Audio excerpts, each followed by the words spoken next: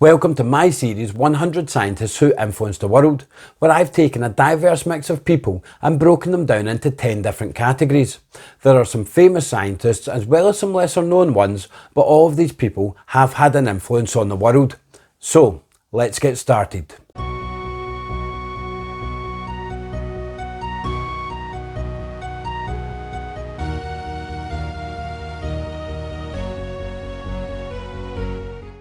Now, throughout history, there have been numerous people that have gone against the societal, religious or even scientific thinking at the time and changed things for the future. So who were some of these perceptive pioneers? Aristotle. Aristotle was born in Greece in the year 384 BCE, and he studied at the Academy of Plato, another famous historical thinker, for over 20 years, equipping himself with knowledge that allowed him to later go on to become a tutor. One of the people he tutored was Alexander the Great, who would go on to form the biggest empire the world has ever seen. Aristotle is often credited as founding the science of zoology, detailing his observations about plants and animals, but also classifying species and splitting plants and animals into logical groups. He wrote about zoology and marine biology in his book The History of Animals. Some of his observations, such as the fine details of insects, were not properly observed and detailed again for another 100 years. Later in life, Aristotle went on to found his own school, the Lyceum, where scholars and investigators could come together and collaborate on projects. Aristotle continued to write about a wide range of subjects such as poetry and politics, as well as science, and his writings that have survived amount to around 1 million words, but this is thought to be only a fraction of the work that he actually wrote. The first genuine scientist detailing and writing down his observations, Aristotle has had a huge influence on the world. Archimedes. Archimedes was born in the Italian island of Sicily in 287 BCE, though he studied in Egypt and enjoyed science, music, art and poetry. However, he particularly loved using mathematics to solve complex problems. Archimedes thought of mechanics to devise new mathematics equations, such as how to calculate the surface area and volume of a sphere. One such problem that Archimedes was faced with was to work out whether King Hiero II's crown was made of gold or of silver. It is said that he had a breakthrough moment with this problem when he was climbing into his bath and was observing the overflowing water. Archimedes realised that the volume of water flowing out of the bath would be equal to the volume of him as a person. Eureka! I've got it, he's said to have shouted as he jumped out of the bath. Archimedes had realised that he could use what he knew about overflowing water and the weights of different materials to work out what King Hiero II's crown was made of. By testing the crown, he concluded that the crown was made of a mix of both gold and silver. Later in life, Archimedes was responsible for defending his hometown of Syracuse from Roman invasion by inventing different war machines. Unfortunately, Archimedes was killed when Syracuse was overthrown by the Romans. Later printings of Archimedes' work helped fuel the development of mathematics in Europe in the 1500s and 1600s. Archimedes was also responsible for inventing pulleys, the catapult and the Archimedes screw, which is still in use today. I've made videos on all three of these things, so I've put links in the description so you can find out how you can make your own. Hippocrates. There are not many surviving records from people who were around at the same time as Hippocrates. However, what is known about him is he was born in Greece around the year 460 BCE, and he learned medicine and treating patients from his father. At this time in Greece, it was believed that illnesses and diseases were punishments from the gods and should be treated in a mythical way. Hippocrates realised that illnesses and diseases actually have natural causes and could be diagnosed and treated using science, which revolutionised medicine. The first set of medical books, the Hippocratic Corpus, mostly written by Hippocrates, detailed different illnesses and diseases, their diagnoses and how they could be treated. To this day, medical professionals still take the Hippocratic Oath, which is an oath credited to Hippocrates about patient care, such as confidentiality and making sure that they receive the best treatment available. Claudius Galen. Claudius Galen was born in 129 CE in Pergamum, which is now known as Turkey. Early in life, Galen was being educated as a philosopher. However, he wanted to study medicine, so he moved to Alexandria in Egypt, which was the greatest medical centre at the time. After many years of study, Galen returned to Pergamum and became the chief physician for a group of gladiators. Eventually he moved to Rome, where his connections and knowledge meant that he was able to move up the ranks of society, eventually becoming the physician for the Roman Emperor Marcus Aurelius, as well as the two emperors that followed him. From working with gladiators, Galen learned a lot about the human body, but he also advocated for dissecting animals to learn about bodies. This included dissecting animals such as pigs, sheep, goats, and Barbary apes. From this, he did make some great discoveries, such as the fact that arteries contain blood and not air, that urine is made in the kidneys and not the bladder, and he was also able to put together detailed drawings of the heart. Galen's ideas in medicine were accepted for around 1,500 years before the next big leap in medical advancement. Zhang Heng. Zhang Heng was born in 78 CE in China, and he was a gifted writer with an interest in poetry. He left home at 17 to study in the cities of Luoyang and Chang'an, where he became connected with powerful people in these areas. After taking up a number of government positions, Zhang Heng started studying astronomy at the age of 30 and started publishing about astronomy and mathematics. He was eventually made the chief astronomer of China, and he mapped the planets, tracked lunar eclipses, and also catalogued around 2,500 stars and 100 constellations. Zhang Heng's interest in mathematics led to him inventing the odometer, which would record the distance travelled by a wheeled cart. He was also concerned about earthquakes in China at the time, so he invented the first seismometer, which could track the distance that an earthquake was coming from. Zhang Heng's seismometer could pick up the vibrations of an earthquake from over 400 miles away. Zhang Heng's inventions didn't just transform Chinese science, but odometers and seismometers are still used around the world today. Al-Khwarizmi. Al-Khwarizmi was born in Iraq in 780 CE to a Persian family, and he studied at the House of Wisdom, which was a centre for learning that would acquire and translate texts in science and philosophy from all around the world, particularly Greece. While studying at the House of Wisdom, Al-Khwarizmi wrote his first book, which introduced the world to algebra, where he detailed how letters or symbols could be used in the place of numbers to solve equations. In his second book, Al-Khwarizmi introduced the Hindu-Arabic numeral system, that's our numbers 0 to 9, and its arithmetic to the West. This became the standard numeral system that was used in the Middle East and Europe. When this book was translated into Latin, Al-Khwarizmi's name was translated as algorithmi, from which we get the word algorithm, which is still used to describe the process of carrying out mathematical calculations and computing. The Hindu-Arabic numeral system is the most used number system in the world, and we still perform calculations using algebra and algorithms. Fibonacci. Leonardo of Pisa, or Fibonacci as he is better known, was born in Italy in 1170 and travelled with his father, who was a merchant trader. On one of these travels in Algeria, he came across the Hindu-Arabic numeral system. When they returned to Italy, he set about helping introduce this number system to Europe. Fibonacci is most well known for the Fibonacci sequence, in which the next number is devised by adding the two previous numbers together. This sequence starts 0, 1, 1, 2, 3, 5, 8, 13, 21 and so on. It can be used to do a fun activity combining maths and art by making Fibonacci squares. The Fibonacci sequence can also be seen in nature, such as in the petals of flowers, in the swirls of a pine cone, and even in the scales on a pineapple. The 23rd of November is often known as Fibonacci Day, because when you write it as month then date, you get 1123, which is at the start of the Fibonacci sequence.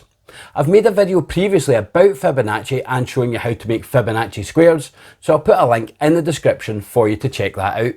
Sir Francis Bacon. Sir Francis Bacon didn't invent something new or even make exciting discoveries, but he did do something which changed the way science was done in the future. Francis Bacon was born in 1560 in England, and he was mostly homeschooled until he attended the University of Cambridge at the age of 12 to study law, and then he became a Member of Parliament at the age of 20, where he would stay for almost 40 years. Aside from working in Parliament, Bacon pursued his interest in science. He felt there were flaws about how science had been conducted in the past, with people coming to conclusions without complete data of observations, or even assuming things to be self-evident without applying critical thinking. In his book Novum Organum, or New Instrument, Bacon laid down laws about science, such as making observations, developing a theory, conducting experiments and analysing results. He even devised a table that would highlight any false generalisations. Sir Francis Bacon died in 1626, however a number of scientists had taken on his ideas, and together they formed the Royal Institution in 1660, which is still around in the world today as one of the most important institutions for promoting science. Mary Anning.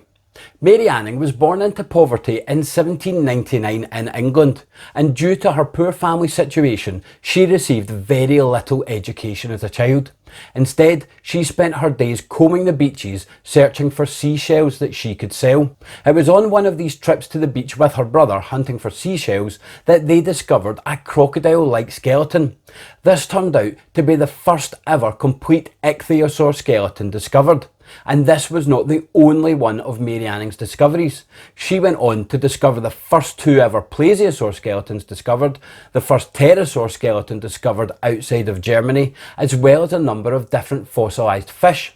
She was also responsible for discovering that belemnite fossils contained fossilised ink sacs, and also for establishing that coprolites are fossilised poo.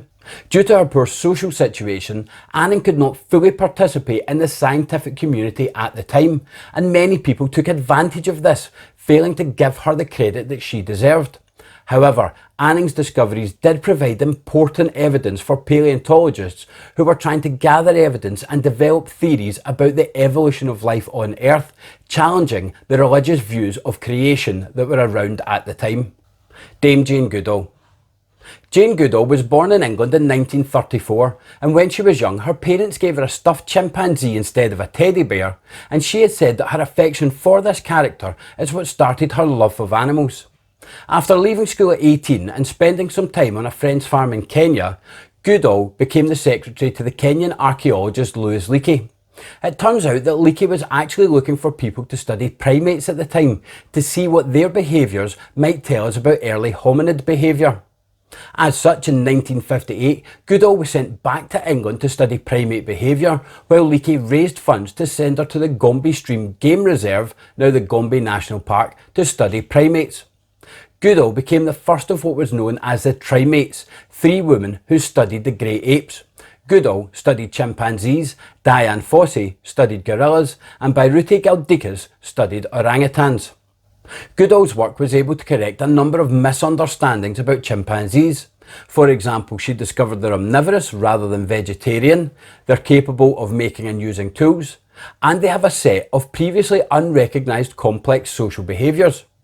Goodall has written a number of articles and books about her work and has been a real pioneer for women in science. When Goodall was starting out in primatology, women were dissuaded from entering this field. However, today there is a more even split due to people like Dame Jane Goodall, Dian Fossey and Biruti Galdikas, the Trimates, who really paved the way for getting women involved in primatology. For centuries, humans have stared up at the stars and wondered about our place in the cosmos, leading people to study what is out there and make some incredible discoveries which have changed our understanding about the universe. But who are some of these amazing astronomers? Nicholas Copernicus. Nicholas Copernicus was born in 1473 in Poland, and he was a theologian, mathematician and an astronomer. While working in an administrative position within a church, he pursued his passion for astronomy and, through many calculations, worked out a new model to explain the movement of the objects within our solar system. This is known as the heliocentric model, meaning the sun is at the centre with everything else revolving round about it. Though we now know this to be true, this went against a majorly held religious belief at the time that the Earth was at the centre with everything moving around the Earth. So although he had already completed his book, The Revolutions of the Celestial Spheres, he did not publish it until a few months before his death. The work of Copernicus revolutionised astronomy and led to further developments by the famous astronomer Galileo Galilei, among others. Tycho Brahe. Tycho Brahe was born in 1546 in Denmark and had a very unusual start to life when he was abducted by his wealthy and childless uncle, raised in his castle and had his education paid for, being forced to study law. However, it was the stars which fascinated Brahe, and three key events changed the direction of his life. The first was the predicted eclipse of the sun on the 21st of August 1560, which fascinated then 14-year-old Brahe. The second was his own observation of a conjunction, that means a close pass, between the planets Jupiter and Saturn. The third and probably most major event was when Brahe discovered a new star within the constellation of Cassiopeia. This made Brahe realise that the old records must be incorrect, so he set up an observatory in Denmark where, along with his students, he set about gathering observations and entirely rewriting the astronomical records which had existed. By collecting all of these observations, the most accurate possible without a telescope, Brahe and his assistants accurately recorded the details of 770 stars in our night sky. One of Brahe's students was Johannes Kepler, and before Brahe died, he left all of his work to Kepler, and you're about to hear what influence that had on the world. Johannes Kepler. Johannes Kepler was born in 1571 in Germany, and he was a mathematician and an astronomer. Kepler believed that Copernicus was right, that the sun was at the centre of the solar system. However, he wanted to be able to explain the motion of the planets in the solar system as they appear from Earth. Kepler worked very closely with the astronomer Tycho Brahe and used the data Brahe had left him to calculate the movements of the planets in the solar system. From this work, he devised three laws of planetary motion, which include the fact that planets move in an elliptical shape rather than a circle as previously believed, and also that the speed that planets orbit around the sun changes depending on their distance from the sun. Kepler's three laws provided a mathematical explanation for the motion of the planets within our solar system and laid the groundwork for the field of celestial mechanics. The work that Kepler did also had a major impact on one of the most famous names in all of science, Sir Isaac Newton. Henrietta Swan Leavitt. Henrietta Swan Leavitt was born in 1868 in the United States and is one of the unsung heroes of astronomy. After studying astronomy, she suffered a severe illness resulting in the loss of her hearing. She later took up a position at the Harvard College Observatory, where she was tasked with analysing photographs of the night sky and recording the brightness of each of the stars. However, Leavitt noticed something odd in the photographs. Some of the stars had a variance in their brightness. Leavitt also observed a relationship between how bright a star is and how long it takes to complete a full cycle. This is known as a star's period luminosity, and other scientists have been able to use the period luminosity to calculate how far away a star is from the Earth, giving us a greater insight into the sheer scale of our universe. However, this would not have been possible without these astute observations from Henrietta Swan Leavitt. Edwin Hubble. Edwin Hubble was born in 1889 in the United States and is a great example of not needing to have your career figured out and set in stone. Hubble worked as a high school teacher and as a lawyer before becoming an astronomer. After serving in World War I, Hubble started working at the Mount Wilson Observatory at a time when people thought the Milky Way was all there was to our universe. One night, while observing a cluster of stars, Hubble noticed a variance, a giant star that was getting brighter and dimmer with time. Hubble built on the work of period luminosity by Henrietta Swan Leavitt and was able to calculate that the star he was observing was about 1,000,000 light years away. If a light is moving away from you, it starts to appear more red, and this is known as a red light shift. Hubble used what he knew about light speed and about the red light shift to determine that the further away from us a galaxy is, the faster it is moving.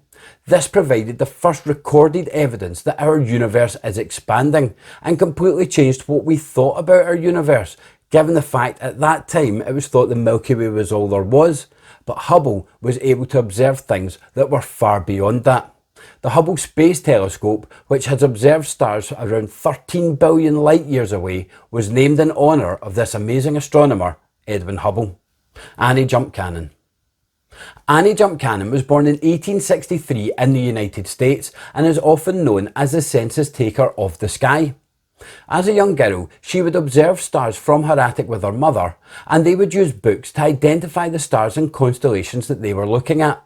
Early in her adult years, Cannon developed scarlet fever, which resulted in the loss of the majority of her hearing. Cannon worked at the Harvard College Observatory with Henrietta Swan Leavitt, who was also deaf. Cannon's job was to observe and classify the stars. However, at this time there was some debate about how the stars should be classified, so she found a compromise and set up the Harvard classification system for stars based on surface temperature and arranged in a continuous series, and this is still the basis for stellar classification today. Cannon recorded and classified around 225,300 stars, discovered 300 variable stars and 5 novas. Cannon became the first woman to receive an honorary doctorate from the University of Oxford for her work on classifying the stars. Edmund Halley. Edmund Halley was born in 1656 in England, and he studied at Oxford University, where he became interested in astronomy. However, Halley then left university to travel in the South Pacific, and while there he documented the positions of 341 stars and recorded a transit of Mercury across the Sun. Halley realised that observing a similar transit by Venus would allow you to be able to calculate the distance between Earth and Venus and the Sun. Halley was also interested in problems of gravity following on from Kepler's 3 laws, so he travelled to Oxford to visit one of the most famous scientists in history, Sir Isaac Newton, only to discover that Newton had already solved the problems in gravity.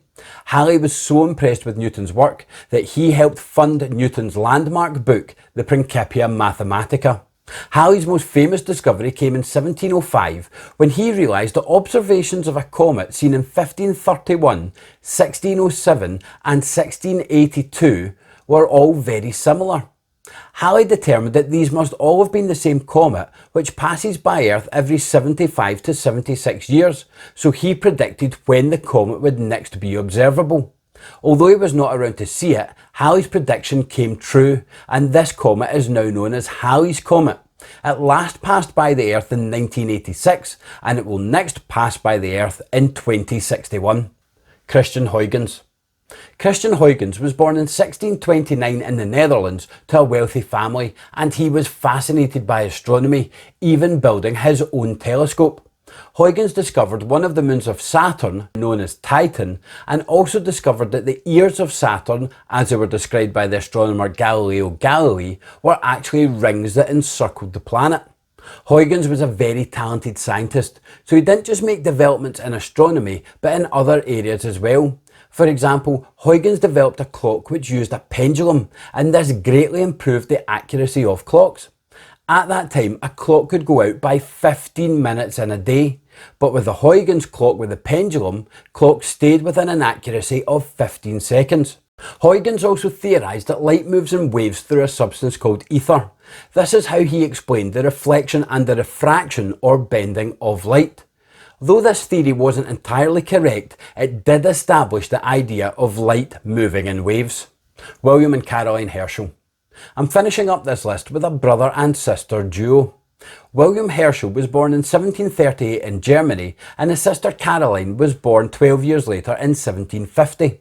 Their father was an army musician, and William initially followed in his father's footsteps. When William moved to England, he tried to improve his social standing by becoming a music teacher, performer and a composer. In 1772, William brought his sister Caroline over to England, and they started their astronomical journey together.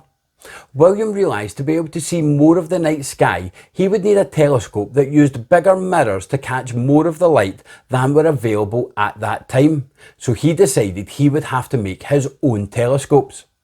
In 1781, while observing the night sky, William noticed something which did not seem like an ordinary star. In fact, he had actually discovered the first new planet since ancient times, Uranus. This made William a star overnight, and he then shifted his attention to studying nebulae. Throughout most of his research, William had his sister Caroline by his side. While William was making the observations, Caroline was noting these down and summarising them. Together the pair observed and recorded 2,500 nebulae, and Caroline even presented evidence to the Royal Society of 560 stars which were not included in the British catalogue. William died in 1822, and in 1828 Caroline was awarded with the gold medal from the Royal Astronomical Society for her work in reorganising and adding to the British catalogue of stars. In 1835, Caroline Herschel and the Scottish astronomer and science writer Mary Somerville became the first two female members of the Royal Astronomical Society. Over the years, there have been some scientists that have made such massive discoveries that their names have become famous around the world. Ask somebody to name a famous scientist and there are some names you are guaranteed are going to come up.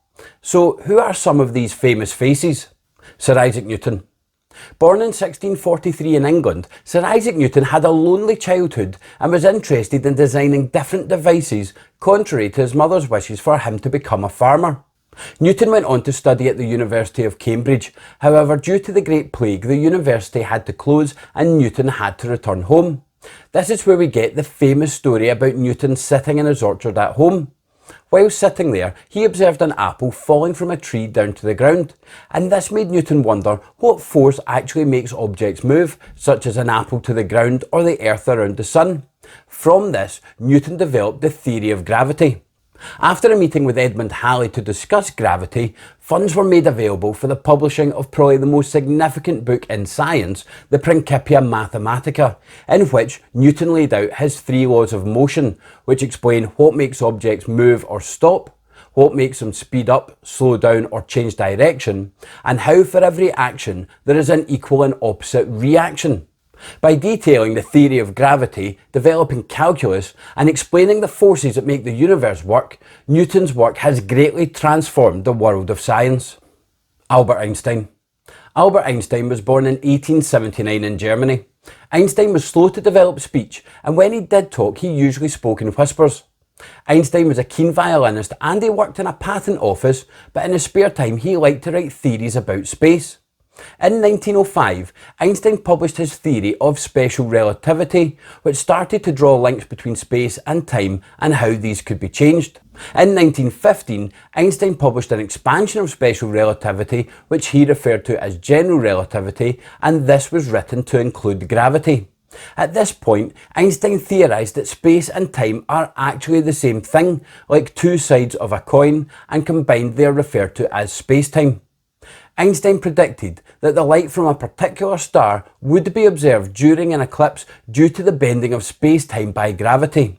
This was observed by the British scientist Arthur Eddington, proving it to be correct. Einstein's famous equation E equals mc squared calculates energy and shows that even a small amount of matter can have a massive amount of energy. This allowed physicists to understand that they could gain energy from atoms and led to the development of the nuclear bomb.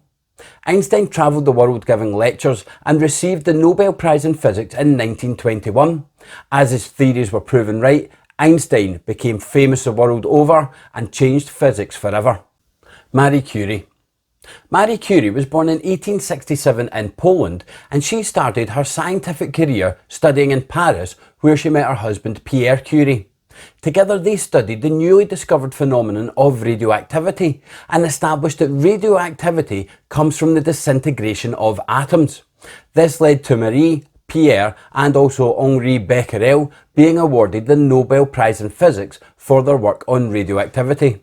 Marie continued her research in radioactivity and in 1911 was awarded the Nobel Prize in Chemistry for her discovery of two new elements, radium and polonium. Marie pioneered the use of radioactive isotopes in medicine, developed the first radioactivity lab in the world, developed mobile radiography units to provide x-rays at field hospitals during World War I, and her research led to the development of new technologies such as the Geiger counter. Despite facing discrimination and prejudice, Marie continued with her scientific pursuits, becoming a trailblazer and a role model for women in science. She is often described as one of the most influential scientists in the world. She was the first woman to win a Nobel Prize and the first person ever to win 2 Nobel Prizes. Galileo Galilei. Galileo Galilei was born in 1546 in Italy and originally intended to study medicine, but he became more interested in mathematics and physics. When Galileo heard of the invention of the telescope, he decided to build one for himself. Despite initially being built to watch ships out at sea, Galileo decided to turn his telescope towards the night sky, and he made some incredible discoveries. He discovered there are mountains and valleys on the moon, he discovered 4 moons of Jupiter, now known as the Galilean moons, and he discovered spots on the sun, identifying that the sun rotates. Another great observation Galileo made was the phases of Venus, and this showed that when Copernicus said that the sun is at the centre of the solar system and the planets orbit around it, that he was right.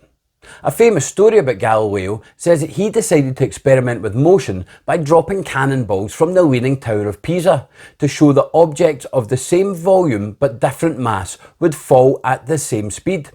Whether he actually did this experiment or just thought about it doesn't matter, because it paved the way for work later done by Sir Isaac Newton.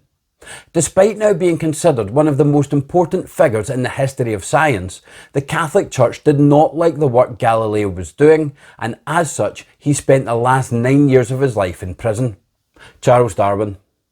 Charles Darwin was born in 1809 in England, and he originally intended to study medicine, but he hated the sight of blood, so instead he switched focus to the natural world. In 1831, Darwin joined a 5-year scientific expedition on board the HMS Beagle, which was captained by Robert Fitzroy, who later went on to form the Met Office, which is the UK's National Weather Service. While on this expedition, Darwin drew sketches of the different animals and plants that he saw, and while on the Galapagos Islands, he was fascinated by the number of different beak shapes and sizes that he saw on the birds based on their diet. Darwin researched his theory of evolution for a very long time and eventually published his landmark book on the origin of species in 1858, detailing the theory of evolution. This book went against the religious thinking of the time, but was very quickly accepted by the scientific community. Darwin's theory of evolution by natural selection explains the diversity of life that we see today, and it separated religion and science. If you want to know more about evolution, I'll put a link in the description to my video, 10 things you should know about evolution. Rosalind Franklin. Rosalind Franklin was born in 1920 in England and set her sights on science early on, going on to study at Cambridge University. Franklin received her PhD in 1945 and moved to Paris to study the crystal structures of chemicals using X-rays. By the 1950s, a lot of scientists were studying deoxyribonucleic acid, better known as DNA, and Franklin, who was now back working in London, decided to research DNA using X-rays. In one of the photos that she took, photo 51, she detailed the double helix structure of DNA. As well as her work on DNA, Franklin also contributed to molecular biology by studying the structure of viruses, providing important insights into the nature of viral infections. And her work detailing the structure of coal and graphite proved important for understanding their properties. In 1962, Francis Crick, James Watson and Maurice Wilkins received the Nobel Prize in Physiology or Medicine for their work on DNA. Franklin had died in 1958, so could not be awarded the Nobel Prize, and her contributions were widely forgotten by the people at that time. However, these days Franklin's contributions are widely recognised, and she has a legacy which continues to inspire others. Ada Lovelace. Ada Lovelace was born in 1815 in England, and when she was young, her mother insisted that she have expert tutors in maths and science. Later at a town party, Ada met Charles Babbage, and he introduced her to his difference engine, an early version of the calculator. Babbage became a mentor to Ada, and later on she would work on his analytical machine, a mechanical general purpose computer that Babbage never received enough funds to be able to finish. Ada was responsible for translating the French engineer's notes into English, while also exploring the capabilities of the machine herself. In 1843, Ada published a paper showing how the analytical machine could be used to work out Bernoulli numbers. In this paper, however, she had also written the first algorithm for the computer to process, and this is considered the first computer program. Ada Lovelace died in 1852 and her notes were lost for a long time. However, in 1953, these were published in a book about computing, which showed that computers follow patterns and that Ada had developed the idea of a computer language. These days, Ada's work is widely recognised by organisations and institutions around the world and continues to influence the world of computer science. Michael Faraday. Michael Faraday was born in 1791 in England. He was the son of a blacksmith and received a very basic education, learning how to read and write at a church Sunday school. Faraday then went out to work as a newspaper delivery boy at the age of 13 and was later apprenticed to a bookbinder. Faraday's life changed forever when he was offered a ticket to a lecture being given by leading chemist Humphrey Davy, and this got Faraday interested in science. Later on, Faraday actually went on to become Davy's assistant at the Royal Institution. Faraday's work mostly looked at combining electricity and magnetism as one force, known as electromagnetism. In 1821, Faraday developed the first electric motor by passing a magnet through a coil of wire to produce an electrical current. The ability to harness the power of electromagnetic energy had the potential to replace machines that were at the time being powered by horses, water and steam. Later on, Faraday invented the transformer to reduce electric voltages, making objects safer to use, and he also developed the dynamo, which is the first electric generator. The results of Faraday's work are all around us, with every electrical item containing a motor, while transformers and generators provide our power. Louis Pasteur. Louis Pasteur was born in 1822 in France. He received a Doctor of Science degree from a teacher training college in Paris, going on to become a chemistry teacher and quickly progressing through academia, taking up more senior positions. In the 1860s, Pasteur's research showed that heating a liquid to 55 degrees Celsius would kill bacteria in the liquid without changing the taste. This process was quickly adopted by the dairy industry. This process, known as pasteurisation, is still used today to purify milk. Also in the 1860s, Pasteur was researching why diseases were destroying silkworm cocoons. At this time, it was still thought that diseases came from out of nowhere. However, Pasteur discovered that there were germs infecting the silkworm cocoons, and this showed that diseases actually come from bacteria and other harmful microorganisms. Following on from this work, in 1885, Pasteur developed a vaccine for rabies. This was tested on an 8-year-old boy who'd been bitten by an infected dog, and the boy made a full recovery. To this day, vaccines for rabies as well as other diseases are common. All of the scientists that I am featuring have had an influence on the world, but the work of Louis Pasteur is responsible for saving millions of lives.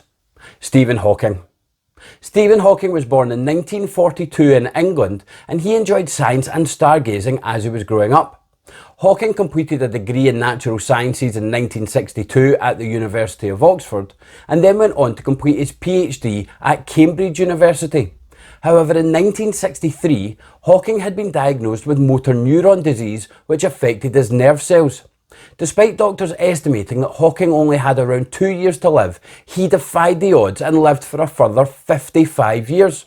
At the time when Hawking was researching, many scientists, including Albert Einstein, had suggested the idea of black holes, but reckoned that not much would ever be known about them. Hawking discovered that particles would actually be able to escape from a black hole in the form of radiation, and that if enough radiation left a black hole, the black hole would eventually fade away. This is known as Hawking radiation, and went completely against the theory that nothing could escape from a black hole. What really made Hawking famous, however, was the publication of his landmark book, A Brief History of Time, in which he explained the Big Bang and black holes for the everyday reader.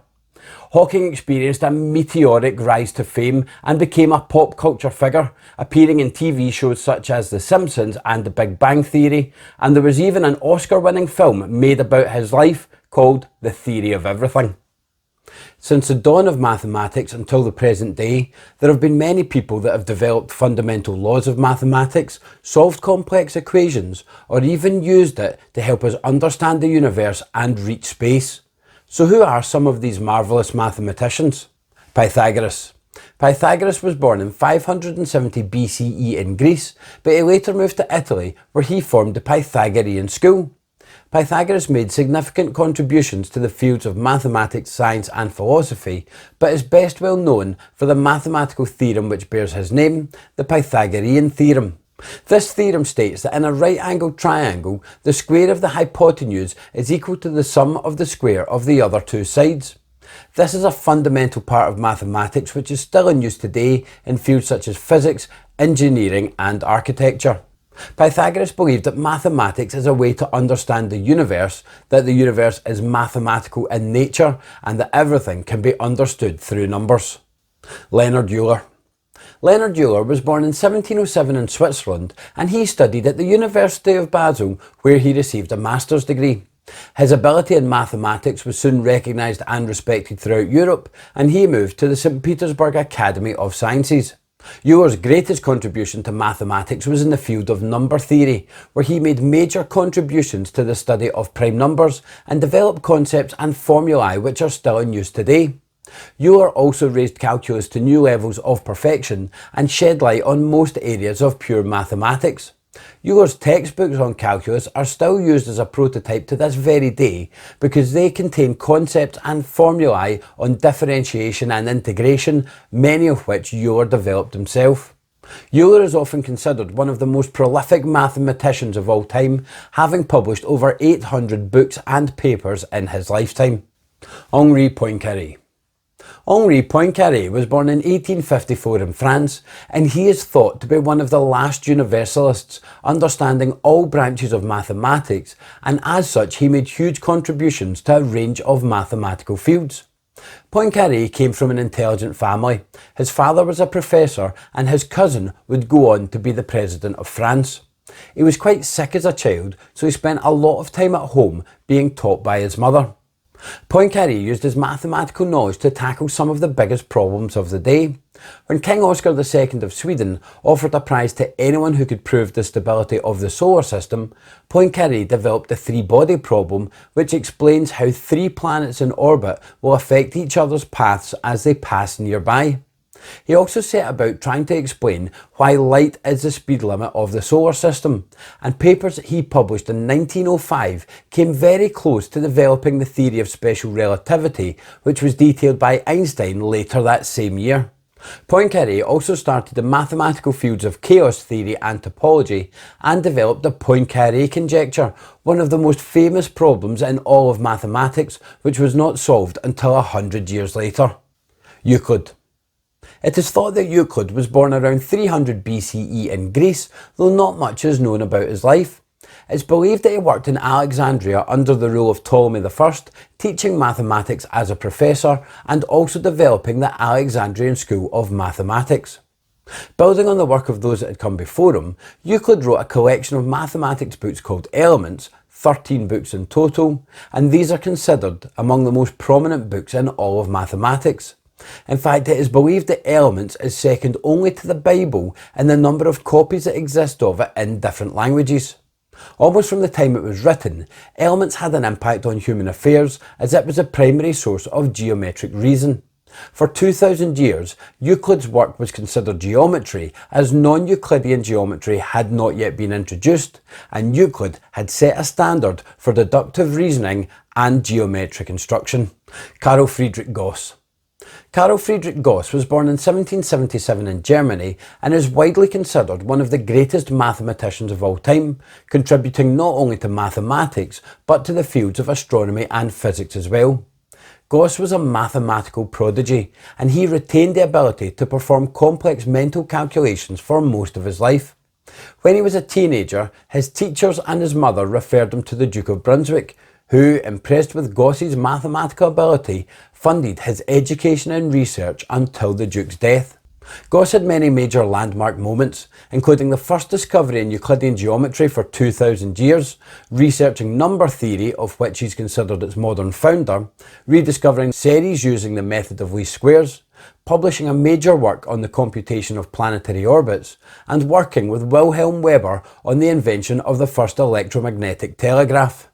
Gauss was a very private person who kept a lot of his work to himself and did not share it with the public. Upon his death, however, a lot of his papers were discovered and his influence stretched even further than it had during his lifetime. Bernhard Riemann. Bernhard Riemann was born in 1826 in Germany. His father was a poor pastor and his mother died before any of her children reached adulthood. Riemann was shy, had a fear of speaking in public, suffered from many nervous breakdowns. However, he did display exceptional mathematical talent. Riemann's father managed to save enough money to send him to university, where he intended to study theology, the study of religion. However, he ended up studying mathematics under Carl Friedrich Gauss, so he stopped studying theology altogether and focused on mathematics. Riemann developed the Riemann hypothesis about how often you would expect to encounter a prime number. This remains one of the deepest unsolved problems in all of number theory. Riemann also studied differential geometry and came up with the theory of additional dimensions. This work, known as Riemann geometry, completely reformed the field of geometry and became the mathematical foundation for Albert Einstein's general theory of relativity. Girolamo Cardano. Girolamo Cardano was born in 1576 in Italy, and his father was a mathematically gifted jurist, lawyer and close friend of Leonardo da Vinci. Cardano had a tough upbringing, and his decision to study philosophy and science displeased his father, who wanted him to study law. Cardano became a talented and respected physician working in Milan while teaching mathematics. However, he became so popular as a physician, even turning down offers from the kings of Denmark and France and the Queen of Scotland, that he was able to give up his teaching job. However, he still studied mathematics out of interest. Cardano was often short of money and he gambled a lot. He worked out that he could use mathematics to calculate his chances of winning, and his book on games of chance, published in 1663, detailed the first treatment of probability, leading to the development of probability theory and the birth of statistics, marketing, the insurance industry and weather forecasting. Cardano also advocated for the education of deaf people and was one of the first people to state that they could learn to read and write without needing to be able to speak first. Pierre Simon, Marquis de Laplace. Pierre Simon, Marquis de Laplace, was born in 1749 in France. Some details of his life are unknown due to the destruction of records in a house fire in 1925. However, what is known is that his parents came from financially comfortable backgrounds and the Laplace family was involved in agriculture. Laplace took up a role as a professor at the École Militaire in Paris, despite not having a degree, due to a letter of introduction to someone very influential in scientific circles. In 1773, Laplace began his life's work of applying Newtonian gravitation, developed by Isaac Newton, to the whole solar system. Starting with the orbits of Jupiter and Saturn, Laplace demonstrated that irregularities in the orbits of planets are self-correcting, and this became the first and most important piece of evidence in establishing the stability of our solar system and that it will be able to exist in its current state for a long time. Laplace also worked on problems considered about the moon's orbit and established how the moon causes tides. Laplace's view on the origins of our solar system remains our view today, that gravity was the main force pulling gas and particles into groups, forming the sun and the planets. Laplace also speculated that there could be stars out there so large that not even light can escape their gravity, and that some nebulae observed by telescopes are not actually within the Milky Way but are their own galaxies, anticipating concepts that would be proven to be correct 100 or more years in the future. Srinivasa Ramanujan. Srinivasa Ramanujan was born in 1887 in India, and his mathematical genius was awakened when he was 15 and read a book by George Shoebridge Carr which detailed 6,000 mathematical theorems. After calculating these mathematical theorems for himself, Ramanujan developed his own theorems and continued to pursue mathematics despite being unemployed and living in the poorest of circumstances. Ramanujan's mathematical genius slowly gained recognition, and eventually he travelled to England to study with the mathematician Godfrey H. Hardy, who tutored Ramanujan and also collaborated with him on research. Ramanujan's incredible knowledge of mathematics was almost entirely worked out for himself, and he had a mastery of concepts unequalled by other mathematicians of the time, solving many problems and theorems. As impressive as his mathematical knowledge was, there were also huge gaps in his knowledge, and many of his own theorems about prime numbers were completely wrong.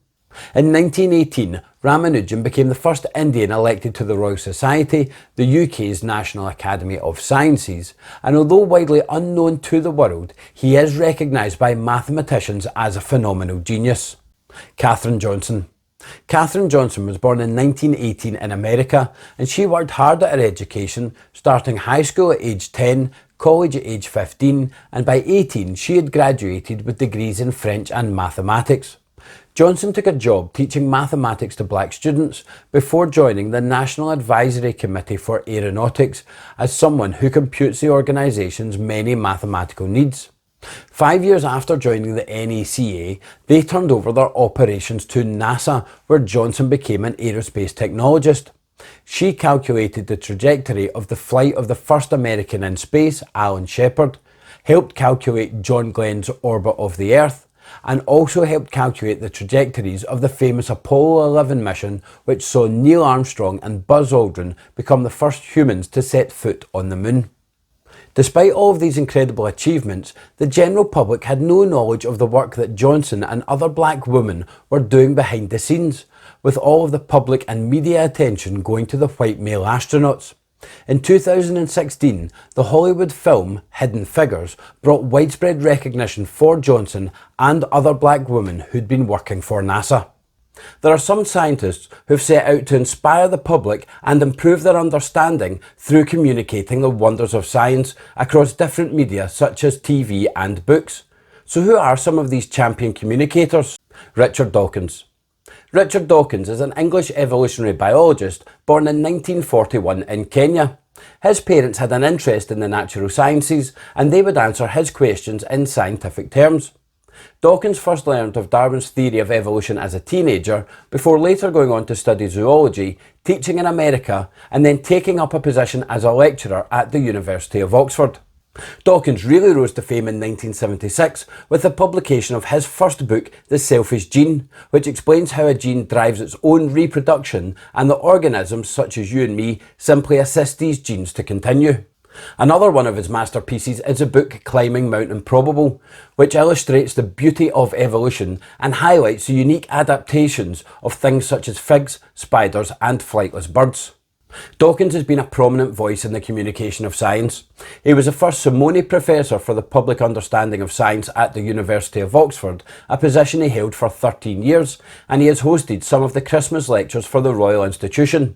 Dawkins has also published numerous books and appeared on lots of different television programmes discussing evolution, different ideas and presenting science.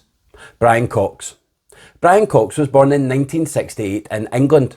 During the 1980s and 90s, Cox was working as a musician, playing keyboards with the band Dare before joining Dee Ream, who had a UK #1 hit with the song Things Can Only Get Better. While working as a musician, Cox was also studying at the University of Manchester, receiving a doctorate in high-energy particle physics before working at that university as a particle physicist, conducting experiments at the Large Hadron Collider at CERN, and also publishing numerous papers. However, it is his work as a science communicator for which Cox is best known, hosting television programmes such as Wonders of the Solar System, Human Universe and Wonders of the Universe. On top of this, he has published multiple popular science books, some of which are linked to the aforementioned programmes, but there are others on a range of different scientific topics. He is also somewhat of a rock star of science communication, touring around the world, selling out arenas that are normally used for rock bands and screaming fans, but when Brian Cox is in town, there are thousands of people turning up excited to hear lectures in science from this excellent communicator, and I speak from experience, having attended some of these lectures myself. Neil deGrasse Tyson. Neil deGrasse Tyson is an African-American astrophysicist born in 1959 in New York. Growing up, his parents would take him and his siblings to places of culture, such as museums and art galleries. One of these trips was to the Hayden Planetarium at the American Museum of Natural History, and this is where his interest in astronomy was ignited. He would later go on to become the director of the Hayden Planetarium, a position which he holds to this day, and he has been responsible for making the space and science exhibits more engaging for the public. One of Tyson's greatest contributions to science is his work as a communicator. He has published numerous popular science books, including Astrophysics for People in a Hurry, Starry Messenger, and Just Visiting This Planet, and many more, all of which aim to make complex concepts accessible to the general public. He has also hosted the television programme Cosmos, A Space-Time Odyssey, and hosts the podcast Star Talk, again both of which aim to make complex concepts accessible.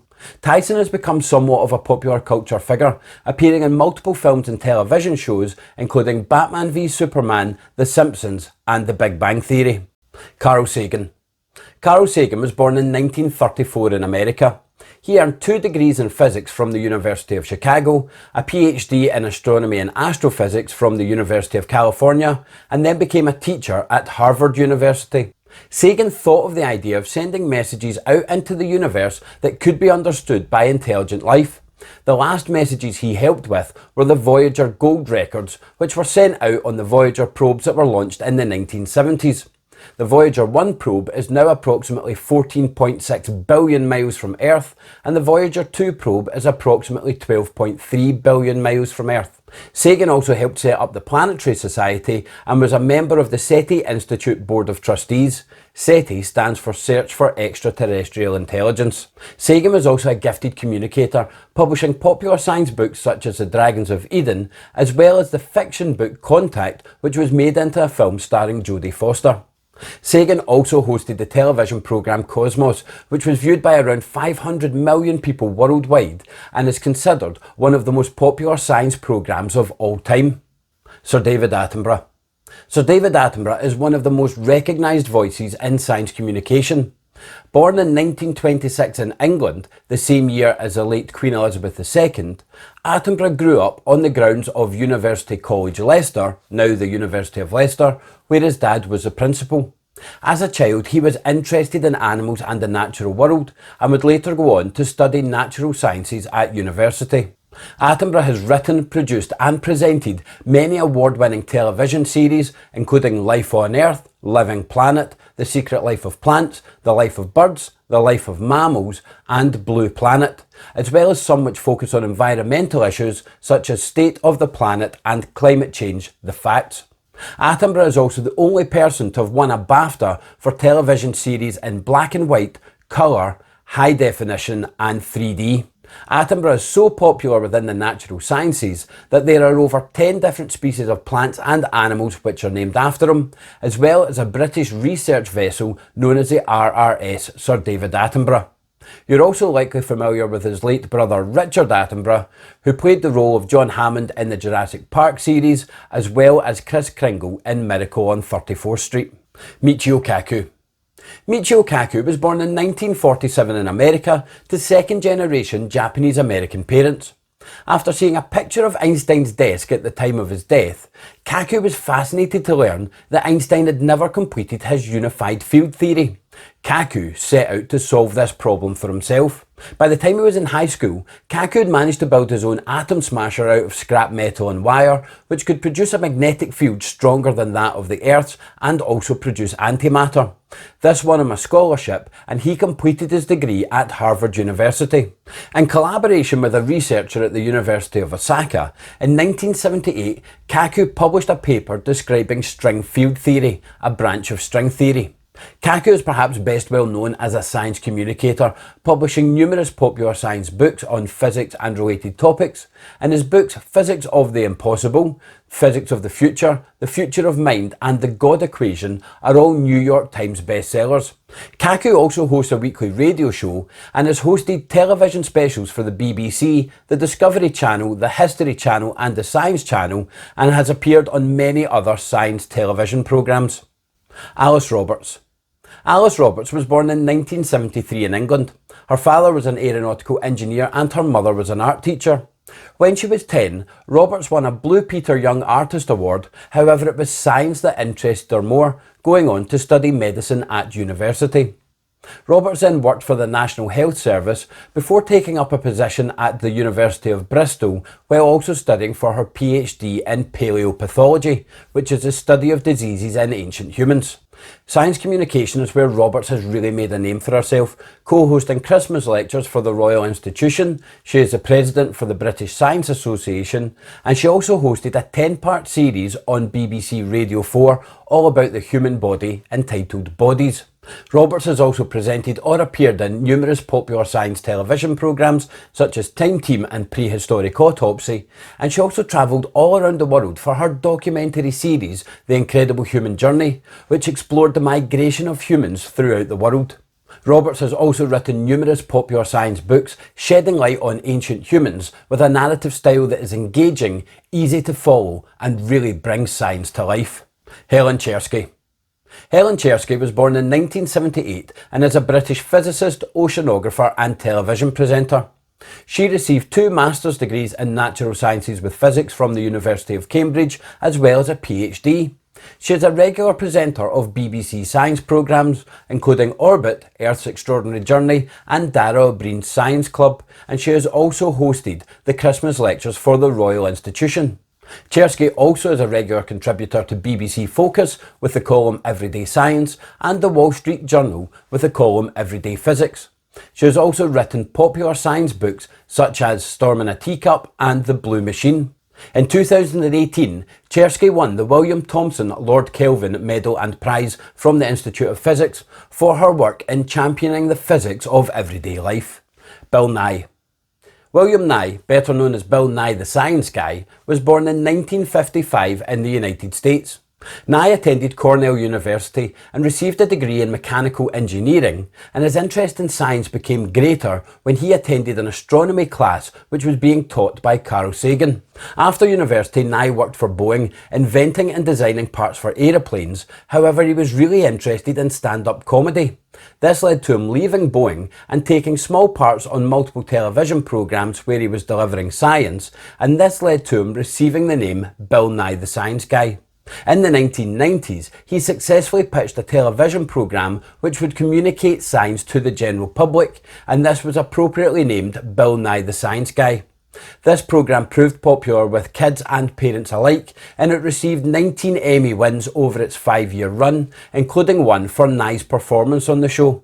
When the show ended, Nye continued his work in science communication, becoming the CEO of the Planetary Society and also publishing 2 popular science books, Undeniable and Unstoppable. Nye also recently had a successful Netflix show, Bill Nye Saves the World, and his most recent television show, The End Is Nigh, premiered in 2022. Nye also helped design solar panels for the Mars rover missions. Isaac Asimov. Isaac Asimov was born on an unknown date between October the 4th, 1919 and January the 2nd, 1920 in Russia, although he chose to celebrate his birthday on January the 2nd. He was taken to the United States when he was 3, and there he learned English and Yiddish as his native languages. Asimov is best well known for his science fiction books and is considered one of the big 3 science fiction writers during his lifetime, along with Robert A. Heinlein and Arthur C. Clarke. Asimov's books have had a lasting impact on the world of popular science fiction, especially his 3 Rules for Robots based on his thoughts about artificial intelligence. His books have also inspired numerous films and television series, including Bicentennial Man starring Robin Williams, I, Robot starring Will Smith, and the recent Apple TV series Foundation. Along with his science fiction books, Asimov also published non-fiction books about science, but these looked at the history of science when it was at its simplest stage. Asimov's approach to writing was not to write long complex prose that could win awards, but to build a relationship with his reader, and his work has continued to inspire science fiction writers and scientists to this very day. Life on Earth is incredibly diverse, and biologists attempt to understand living organisms. From early ideas of evolution to modern genetics, biologists have shaped how we see life today. So who are some of these brilliant biologists? Gregor Mendel. Gregor Mendel was born in 1822 in Austria to a struggling family. A local priest recognised Mendel's academic abilities at the age of 11 and suggested that he be sent to school where he studied mathematics, physics and philosophy. As his father's only son, Mendel was expected to take over the running of the family farm. However, when he was 21, he decided to join the Augustinian order, becoming a monk and freeing himself of those early struggles. Mendel grew more interested in science than religion and decided to start experimenting with pea plants to try and understand how traits of the plants could be passed on from one generation to the next. For years, people had been crossbreeding animals and seeing a clear mix, but the reason why was not understood. Mendel focused on 7 traits of pea plants: plant height, flower position, flower colour, pea shape, pea colour, pod shape and pod colour. He grew around 30,000 pea plants during his experimentation, crossing plants of different traits with each other, and he noticed some traits skip a generation before appearing again. To describe this, Mendel devised the terms dominant and recessive, terms we still use today to describe genes. He recognised that traits were controlled by a pair of factors, one from each parent plant. Before Mendel's work, nobody understood how inherited traits are passed on, but his experiments showed that they followed particular laws, now called Mendel's laws, and his work laid the foundation for further studies on evolution and genetics. Rachel Carson. Rachel Carson was born in 1907 in the United States, and early on she developed an interest in the natural world. Initially, Carson entered college with the ambition of becoming a writer, but soon changed her mind and switched her studies from English to biology, achieving bachelor's and master's degrees, and later undertook more studies in marine biology. Becoming a scientist did not stop Carson from being a writer, and her first book, Under the Sea Wind, was widely praised, and her second book, The Sea Around Us, became a national bestseller, won a National Book Award, and was translated into 30 languages. Carson became concerned about the widespread use of chemical pesticides on farms designed to protect crops by killing pests, but research showed their harmful chemicals were affecting food chains and fragile ecosystems. To raise the alarm, Carson wrote the book Silent Spring, with a title based on birds dying from exposure to chemical pesticides and the chances there could be a spring without birdsong. Carson was threatened with lawsuits by the chemical industry and was accused of distorting information and playing on people's emotions. Despite this, she stood behind her warnings of the indiscriminate use of pesticides, and although she died before she saw any real change, she left behind some of the most influential environmental writing ever published. Nettie Stevens. Nettie Stevens was born in the United States in 1861, and following the death of her mother when Nettie was 2, she was raised by her father and his new wife. Her father was a carpenter and earned enough money to provide a good education for Nettie and her sister. Stevens achieved degrees in biology and became increasingly interested in histology, the study of the microscopic anatomy of cells, and completed a year of graduate work in physiology and focused her PhD studies on cytology, the study of cells. Stevens followed these studies by taking up teaching positions while continuing with her own research. By observing the chromosomes of insects, Stevens discovered that for some species, the chromosomes are different between the two sexes. At the time, it was not known what caused animals to be born male or female, but further study from Stevens researching mealworms uncovered the X and Y chromosomes contained within their cells, though they were not called X and Y at the time. By studying these chromosomes, Stevens identified that male mealworms have XY for their chromosomes and females have XX for their chromosomes. A mealworm egg will always receive an X chromosome from its mum, as those are the only chromosomes she has to give. However, the egg will either receive a Y chromosome from dad when fertilised or an X chromosome. If a mealworm received XX, it was female. If it received XY, then it was male. With this, Stevens solved a mystery that had been puzzling scientists for a long time, showing that the sex of an animal was based on genetics and not factors in the environment. Andreas Vesalius.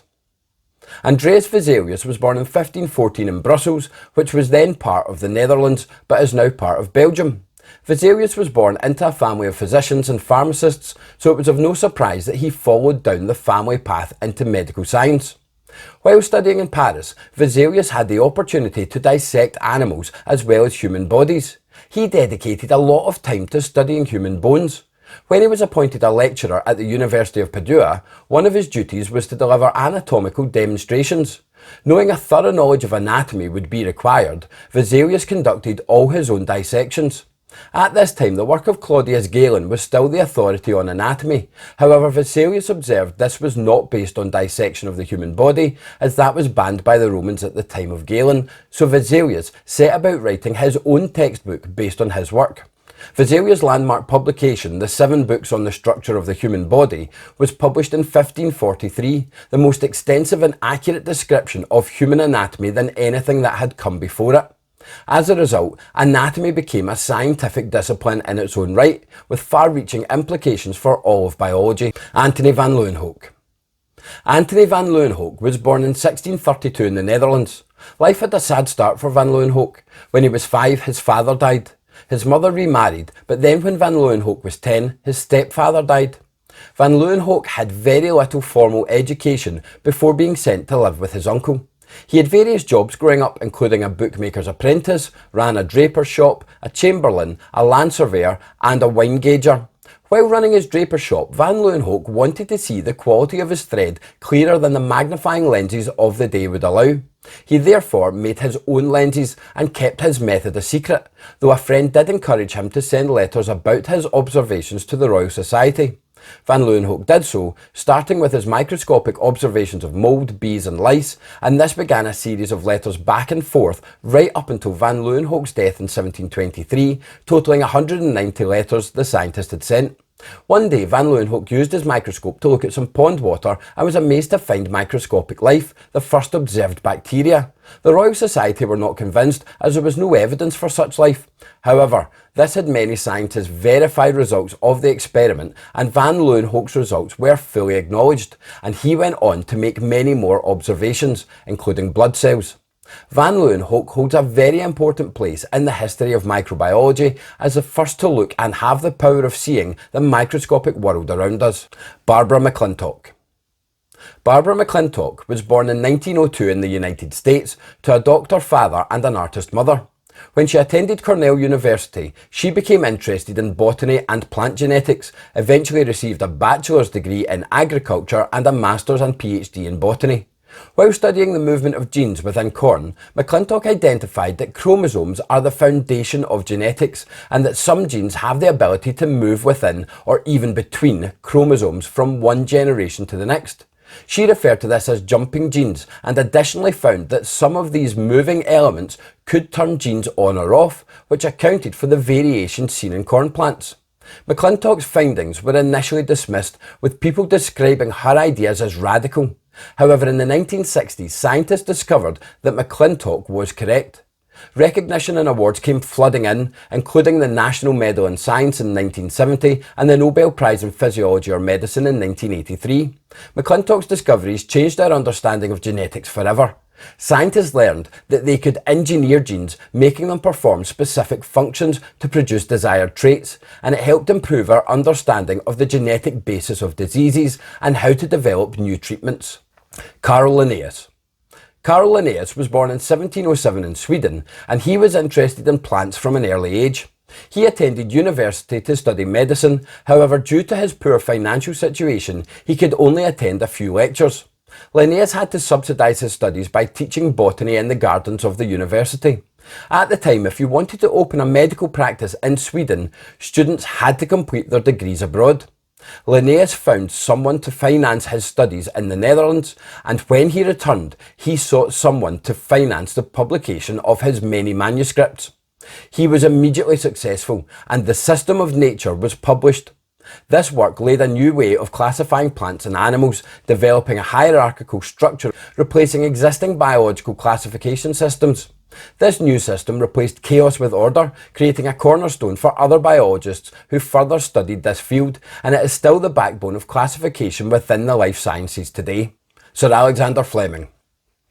Alexander Fleming was born in 1881 in Scotland, and in 1895 he moved to England. He studied medicine at St Mary's Hospital in London and then began working there as a researcher, looking for antibacterial substances that would be non-toxic to humans. During World War I, Fleming served with distinction in the British Army Medical Corps and was increasingly upset by the number of soldiers dying from infections. In 1918, he resumed his research at St Mary's Hospital. As part of his research, Fleming identified and isolated lysozyme, an enzyme found in certain animal tissues and secretions such as tears and saliva, which plays an important role in providing protection against bacteria, viruses and fungi. One of the uses of this enzyme presently is to aid in the preservation of foods. While working with the Staphylococcus bacteria in 1928, Fleming noticed there was a patch of mould which had got into one of his samples, but there was no bacterium around the mould. Upon investigating, he discovered there was a substance within the mould which prevented the growth of bacteria. By complete accident, Fleming had stumbled across an antibacterial substance that would change the world. He named it penicillin. Fleming lacked the necessary skills to isolate and identify the active part of the bacteria. However, he did get together enough penicillin to start treating skin and eye infections. It wasn't until 1939, because of World War II, when there became a pressing need for new antibacterial medicines, that Ernst Boris Chain and Howard Florey expanded on Fleming's work and were able to isolate, purify, test and then produce penicillin in high quantities. Fleming, Chain and Florey all shared the Nobel Prize for Physiology or Medicine in 1945, and although this section is focused on Fleming, we should not forget the great work of Chain and Florey, who helped bring penicillin to the world. Edward Jenner. Edward Jenner was born in 1749 in England and grew up in the countryside. When he was 13, Jenner was sent to be an apprentice of a nearby surgeon, where he learned about medical and surgical practice, before moving to London to work under one of the most prominent surgeons of the time. During the 18th century, smallpox was widespread, and occasional outbreaks of particularly high intensity resulted in a very high death rate. It is estimated that smallpox killed somewhere between 10 to 20% of the British population, higher in areas of greater population and lower for those in more rural areas.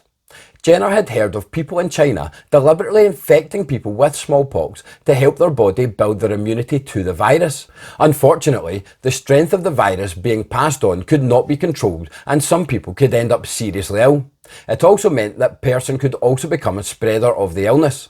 Jenner discovered that if someone has been infected with cowpox, which doesn't have a big effect on humans, they become immune to smallpox. Jenner decided to expose people to a shot of the less impactful cowpox to help give them immunity. The first smallpox vaccine was given to an 8-year-old boy and proved to be successful. However, initial uptake of the vaccine was slow, but it rapidly proved its value, and Jenner was active in promoting it while seeking no financial gain. Jenner was recognised for his work in his lifetime, receiving multiple awards. Jenner remained a champion of vaccines throughout his life, and smallpox has pretty much been eradicated from most countries. Jennifer Doudna. Jennifer Doudna was born in 1964 in the United States. Growing up in Hawaii, Doudna was interested in the beauty of nature that she saw all around her, and she wanted to understand the biological mechanisms of life. Her parents also encouraged intellectual pursuit and enjoyed reading about science, so her home was filled with popular science books. Doudna's interest in science was also encouraged by her teachers in school, and she went on to achieve a bachelor's degree in biochemistry and a PhD in biological chemistry and molecular pharmacology before going on to work as a researcher at Massachusetts General Hospital and at different universities. Doudna had been researching RNA, a single strand of genetic information similar to DNA, when she came to the attention of a colleague who was seeking people to conduct research with CRISPR, a natural segment of genetic code found in most bacteria. Doudna and her colleagues discovered that by using a protein called Cas9, found in the bacteria Streptococcus, they could reduce the time and work needed to edit genomic DNA.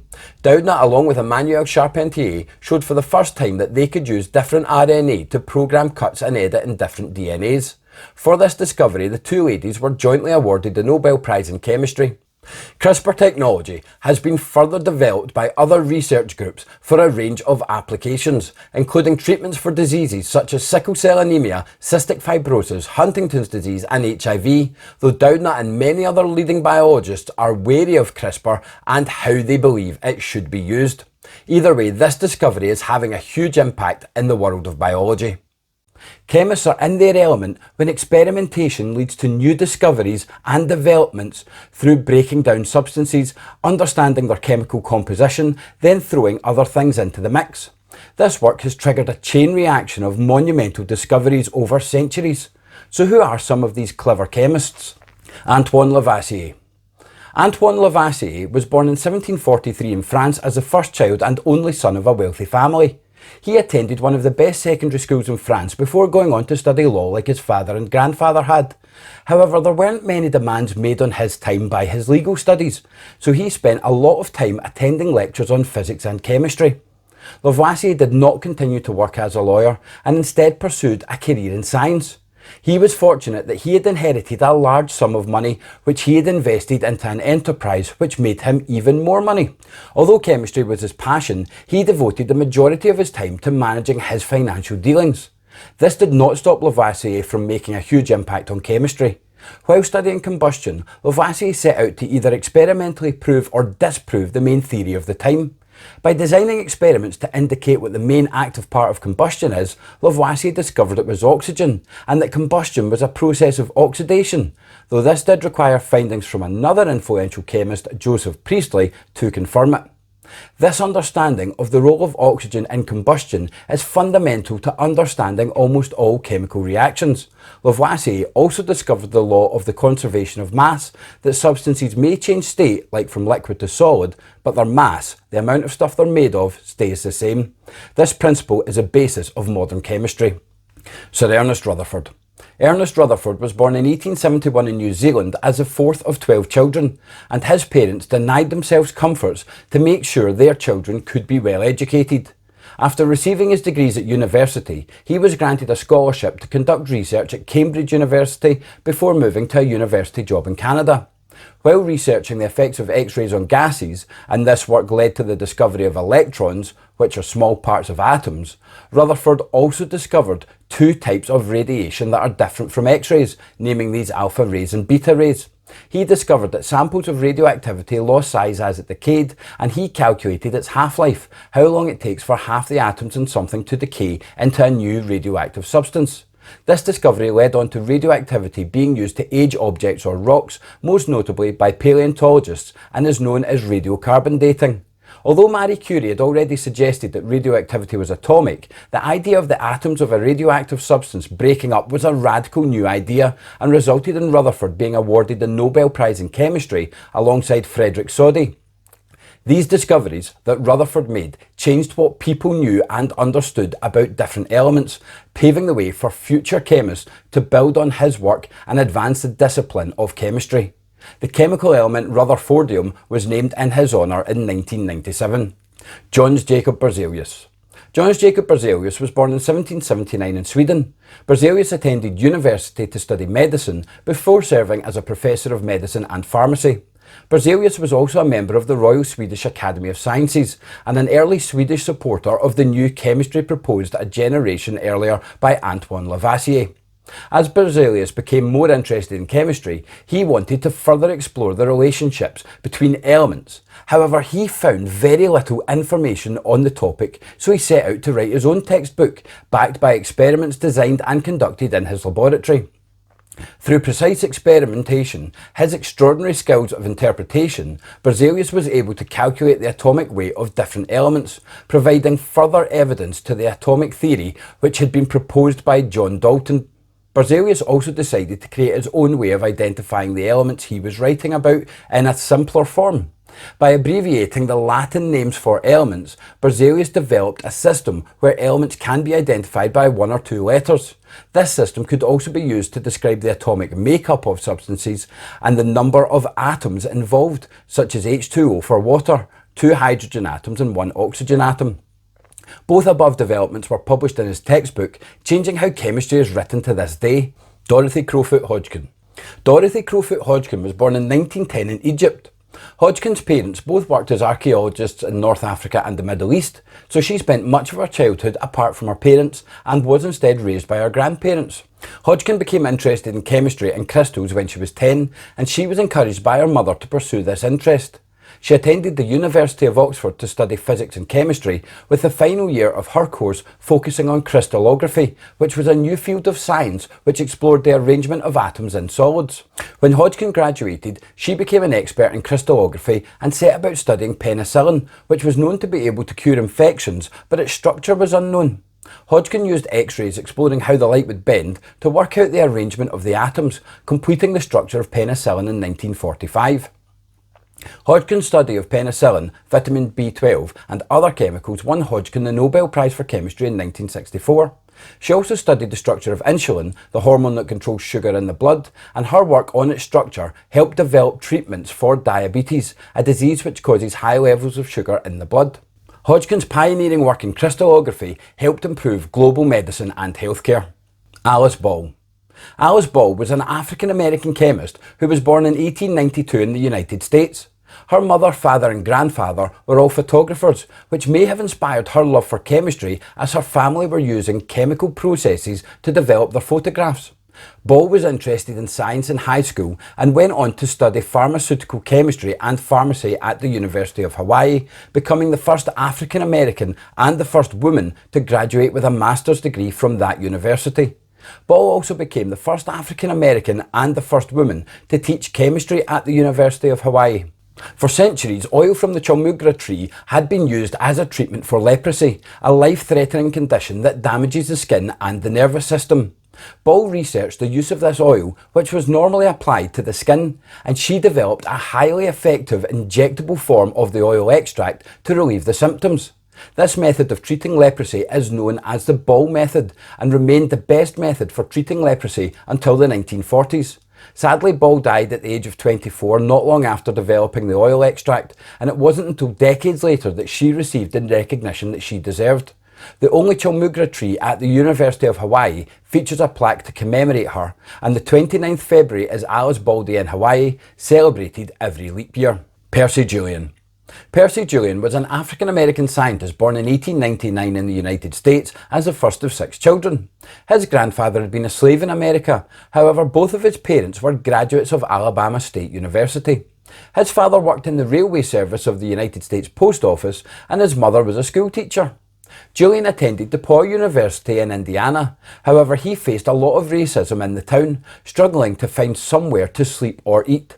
Despite graduating and being a very promising scientist, Julian could not continue his education to PhD level in the United States, again due to racism, so secured funding to complete this in Austria. Julian then had to overcome more racial discrimination when trying to secure a research position back in the United States. Eventually, Julian secured a position as a research associate at DePauw University, where he made his first big breakthrough. Julian became the first person to synthesize a drug which could be used to treat the eye disease glaucoma. He was then hired as a director of research at Chicago's Glidden Company and focused his research mainly on the properties of the soybean plant. During his career, Julian was awarded with around 130 patents. By figuring out how to synthesize medicinal compounds from plants, Julian helped make steroids like cortisone and birth control pills much more affordable to produce, and even developed a fire retardant foam that was used widely during the Second World War. Dmitry Mendeleev. Dmitry Mendeleev was born in 1834 in Russia, the youngest of 14 children. He achieved a master's degree and began to conduct research in organic chemistry. Financed by the government, Mendeleev went abroad to study at the University of Heidelberg. However, he decided not to socialise with the other chemists working there, including Robert Bunsen, whom the Bunsen burner is named after. When Mendeleev returned to Russia and began teaching inorganic chemistry, he could not find a textbook that suited his needs. Having previously published an award-winning textbook, he decided to write another one, Principle of Chemistry, which became a classic. Towards the end of the first volume of the textbook, Mendeleev was comparing the properties of halogen elements and alkali metals. Mendeleev identified that although these elements were quite different, there were similarities in the pattern of their atomic weights and wondered if this was true of other groups. Mendeleev went through the known elements and organised them into groups based on how heavy they are. This is what led to the production of the first periodic table, grouping the known elements together and even leaving spaces for undiscovered elements. Initially, this had very little impact on chemistry. However, the discoveries of gallium, scandium and germanium, elements predicted by Mendeleev's table, it began to win widespread acceptance. By forming the periodic table, Mendeleev laid the foundation for modern chemistry. This guide to the atomic structures of elements remains the most important tool for scientists and students alike. Alfred Nobel. Alfred Nobel was born in 1833 in Sweden.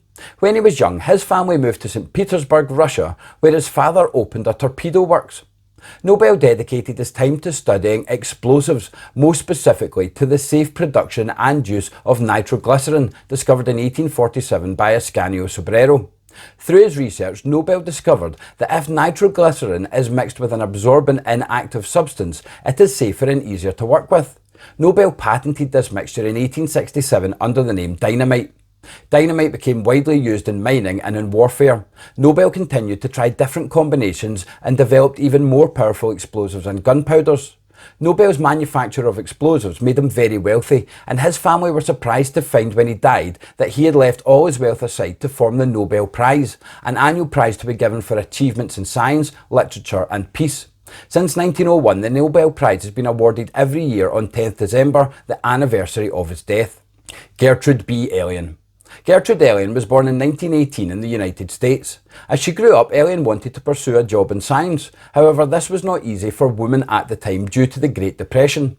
As a result, Elion worked many jobs such as lab assistant, food analyst and high school teacher for years while earning her master's degree in chemistry at night. During World War II, Elion was employed as a biochemist at the Wellcome Research Laboratories, now part of GlaxoSmithKline, and this is where she made her huge contributions not just to chemistry but to the world. Elion was focused on developing new drugs for diseases. She developed the first immunosuppressive drug for organ transplants, greatly improving the success rate, developed treatments for different types of cancer, notably one which is still used today to treat leukemia, and developed new treatments for herpes. Elion retired in 1983 but continued to make important scientific contributions and was passionate about encouraging women to pursue a career in science. In 1988, she was awarded the Nobel Prize in Physiology or Medicine, along with her colleagues George Hitchings and Sir James Black, for the treatments they developed, which have saved countless lives over the years. Marie Maynard Daly. Marie Maynard Daly was an African-American scientist born in 1921 in the United States. While in high school, Daly was encouraged to pursue a career in chemistry, so she enrolled in a fairly small college in New York to allow her to live at home and save money while studying. Daly completed her bachelor's degree in 1942, finishing in the top 2.5% of her class. At this time, there was a need for scientists to help support the war effort. Daly worked as a laboratory assistant while achieving her master's degree, and then worked as a chemistry tutor while receiving her PhD. She was the first African-American woman to receive a PhD in chemistry.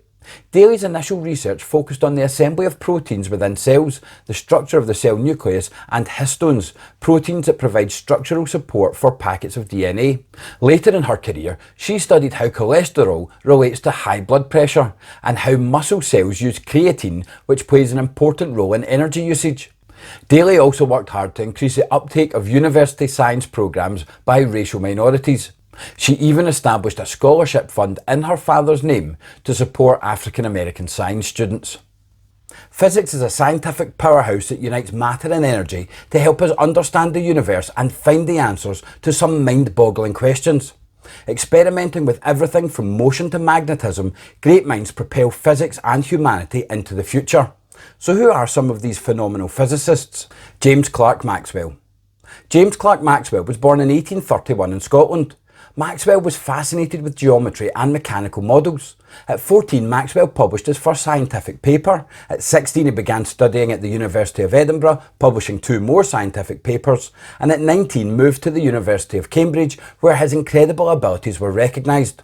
The rings of Saturn had long confused scientists as to why they didn't break up or move apart. However, Maxwell suggested, using mathematics, that they were not solid rings but are in fact made up of lots of separate parts.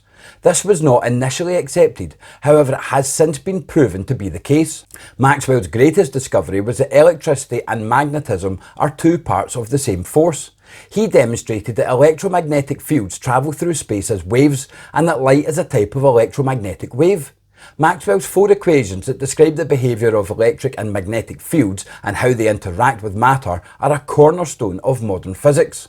Maxwell also made many advances to our understanding of colour perception and colour blindness, and produced the world's first colour photograph.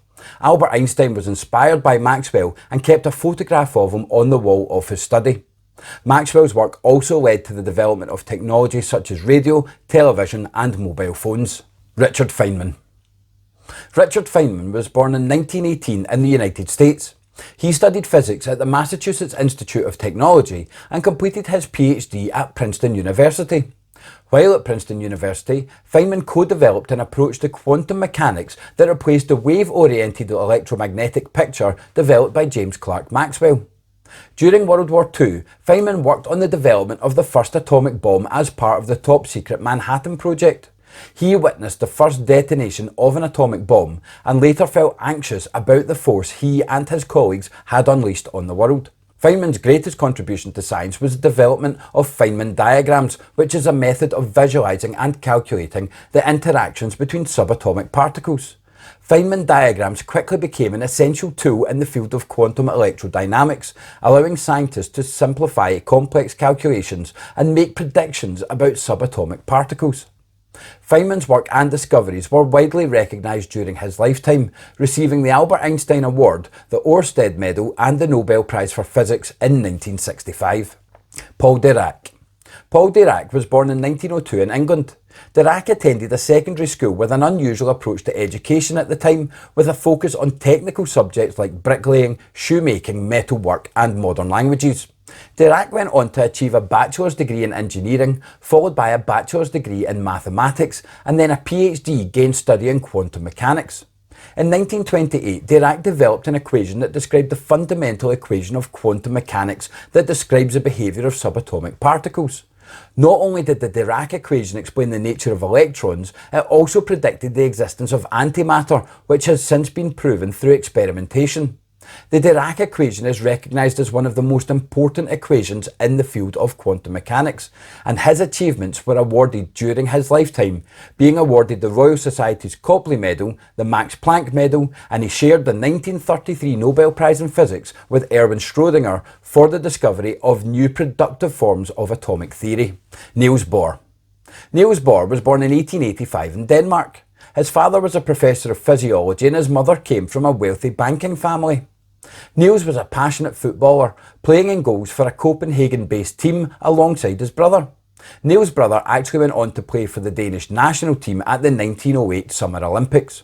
Bohr distinguished himself early on, winning a gold medal from the Royal Danish Academy of Sciences and Letters, and completed his PhD in 1911 based on his study of the electron theory of metals. Through his continued research in Denmark and Britain, Bohr proposed a model of the atom which proposed that electrons in an atom have their own energy layers and that they can move between layers by either gaining energy or losing energy. This is known as the Bohr model and explained the phenomenon of spectral lines emitted by atoms. Bohr also made significant contributions to the development of quantum mechanics, and he received the Nobel Prize in Physics in 1922. In the 1940s, Bohr was a vocal opponent of Nazi beliefs and had to be evacuated from Denmark by the Danish resistance and then flown to Britain in a dramatic flight that almost cost him his life. Bohr was also involved in research to develop atomic weapons. However, he did not like the path this was heading down and campaigned both the British and American governments to pursue rational, peaceful policies. Vera Rubin. Vera Rubin was born in 1928 in the United States, and from a young age she was fascinated by the stars, even making her own telescope out of cardboard when she was 14. She was told that astronomy was an unsuitable career for a woman. However, she was determined to pursue her passion and earned a bachelor's degree in astronomy in 1948. However, she was denied access to Princeton, who would not allow women to study astronomy there for a further 27 years. Undeterred, she achieved her master's degree and PhD from different universities. Rubin went on to study spiral galaxies. She expected to find the stars further out from the centre of the galaxy moving slower than those closer in. However, what she discovered instead is that the stars were moving much faster than expected. Rubin calculated what could cause this and discovered that these galaxies must contain a heavy invisible ingredient known as dark matter that holds them together. She concluded that spiral galaxies contain around 10 times more dark matter than visible matter, and therefore we cannot see most of the mass of the universe. Rubin was arguably overlooked for a Nobel Prize for her pioneering work. However, she is widely regarded as a guiding light to other women who wish to study astronomy, paving the way for those such as Sandra Faber and Netta Bacall. Dame Jocelyn Bell Burnell. Jocelyn Bell Burnell was born in 1943 in Northern Ireland. Her father was an architect who helped design the Armagh Observatory, and he would also borrow astronomy books from the library, inspiring her interest in astronomy. Burnell attended the University of Glasgow, receiving her Bachelor's in Physics in 1965, and then became a PhD student at Cambridge University, where she was part of a team that built a radio telescope designed to pick up radio waves from space. While checking data from the telescope as part of her studies, Burnell noticed a small pulse of radio waves in a regular repeating pattern, and further investigation highlighted 3 more sets of repeating pulses, all coming from different parts of the galaxy. She spoke to her PhD supervisor Anthony Hewish about her discovery. What Burnell had discovered were pulsars. Pulsars are the cores of stars that have exploded. They have a very high density, have extremely powerful gravitational and magnetic fields, and they release beams of radio waves across the galaxy as they spin. Pulsars provide clues about the structure of our universe. In 1974, her supervisor Anthony Hewish was awarded the Nobel Prize in Physics for his role in the discovery. However, Burnell received no recognition.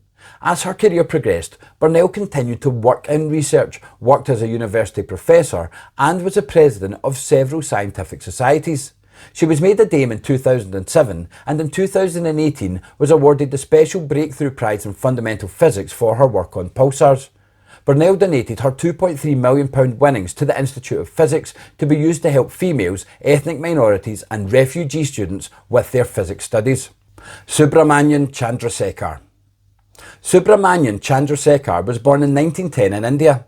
His father was Deputy Auditor General of the North Western Railways, his uncle was a Nobel Prize winning physicist, and his mother was interested in intellectual pursuits. At a young age, Chandrasekhar was intellectually curious. When Chandrasekhar was in middle school, his father taught him mathematics and physics, and he went on to receive a bachelor's degree in physics, at which point the Indian government awarded him a grant to be a research fellow at the University of Cambridge. As part of this, he studied for a time at the Institute for Theoretical Physics in Denmark, where he met Niels Bohr.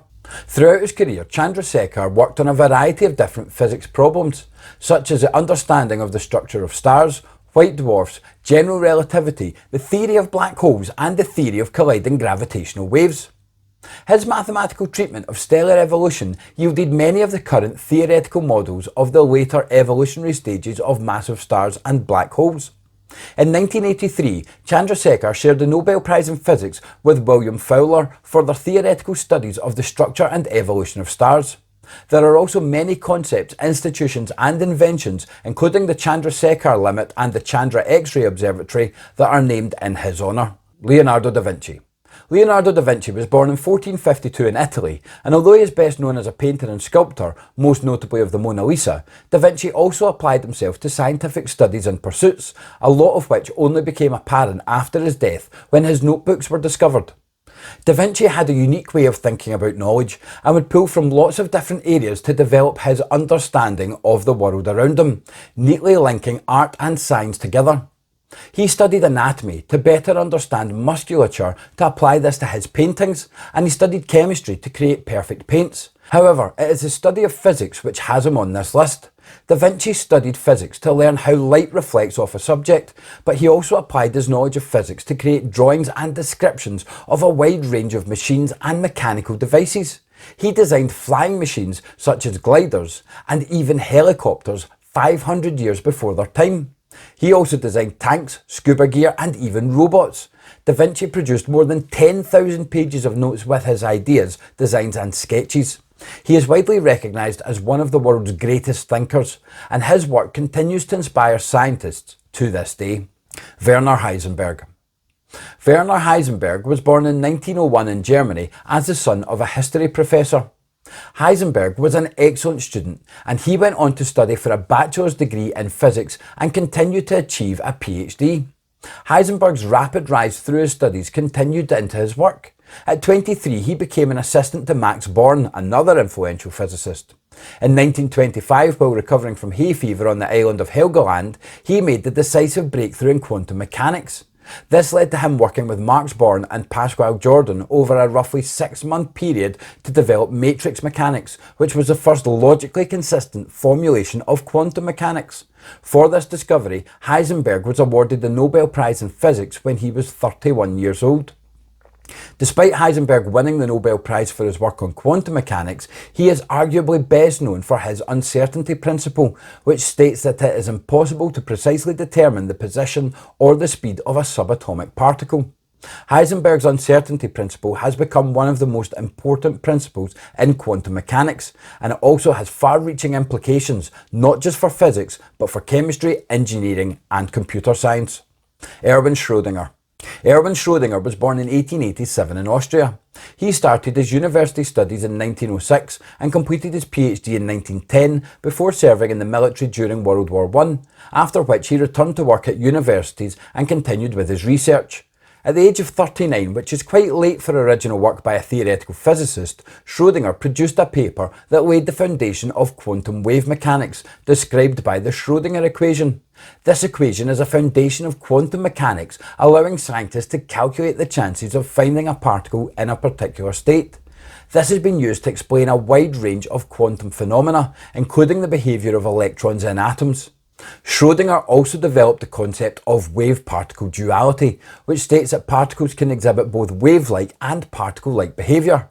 For an example of this, check out my video of the double slit experiment. I've put a link in the description.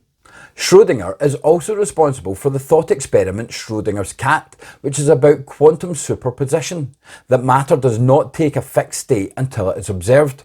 In this thought experiment, a cat in a life or death situation is both dead and alive until it is observed, at which point it then becomes either dead or alive. Schrödinger was awarded with the Nobel Prize in Physics in 1933 for his work on wave mechanics. Geology is all around us, from the rocks and sand used to make our walls and roads to the minerals found in everyday items. Geologists study the Earth to help improve our understanding of the world around us, the impact we have on it, and it has on us.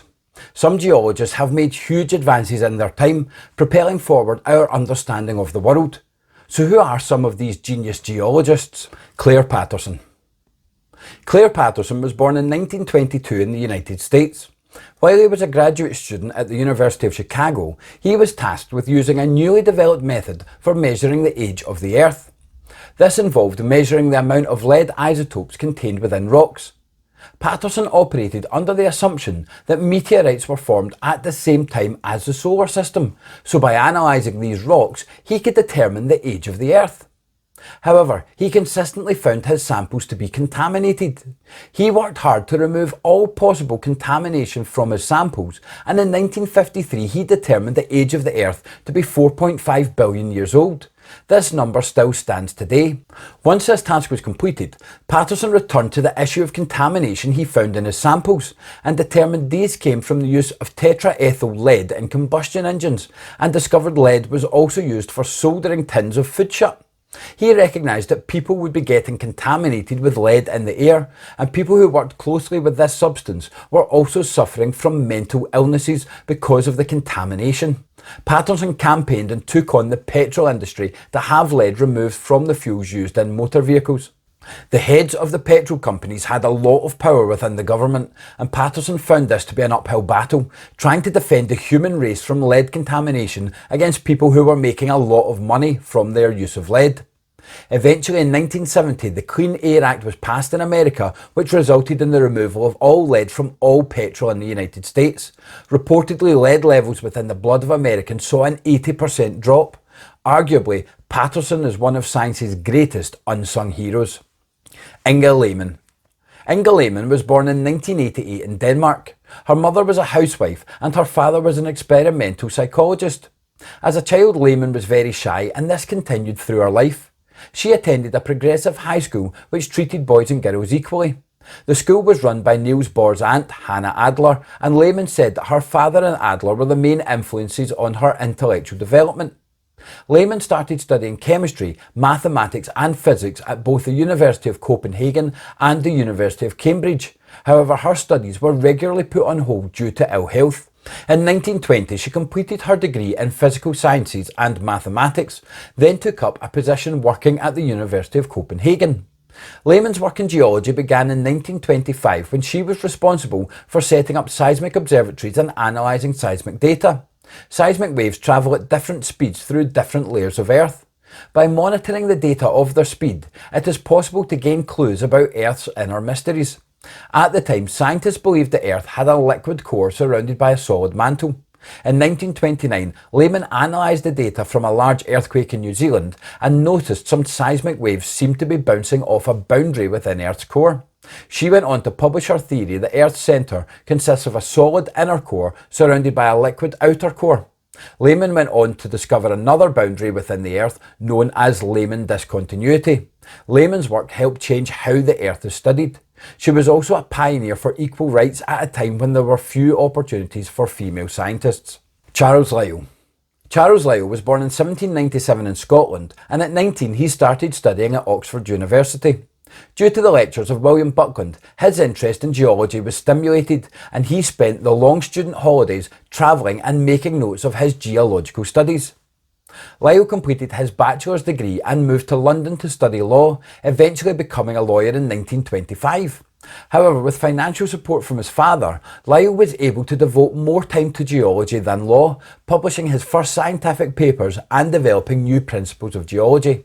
Lyell wanted to communicate that the natural processes and their products of today are not different from those in the past, so therefore the Earth must be very old.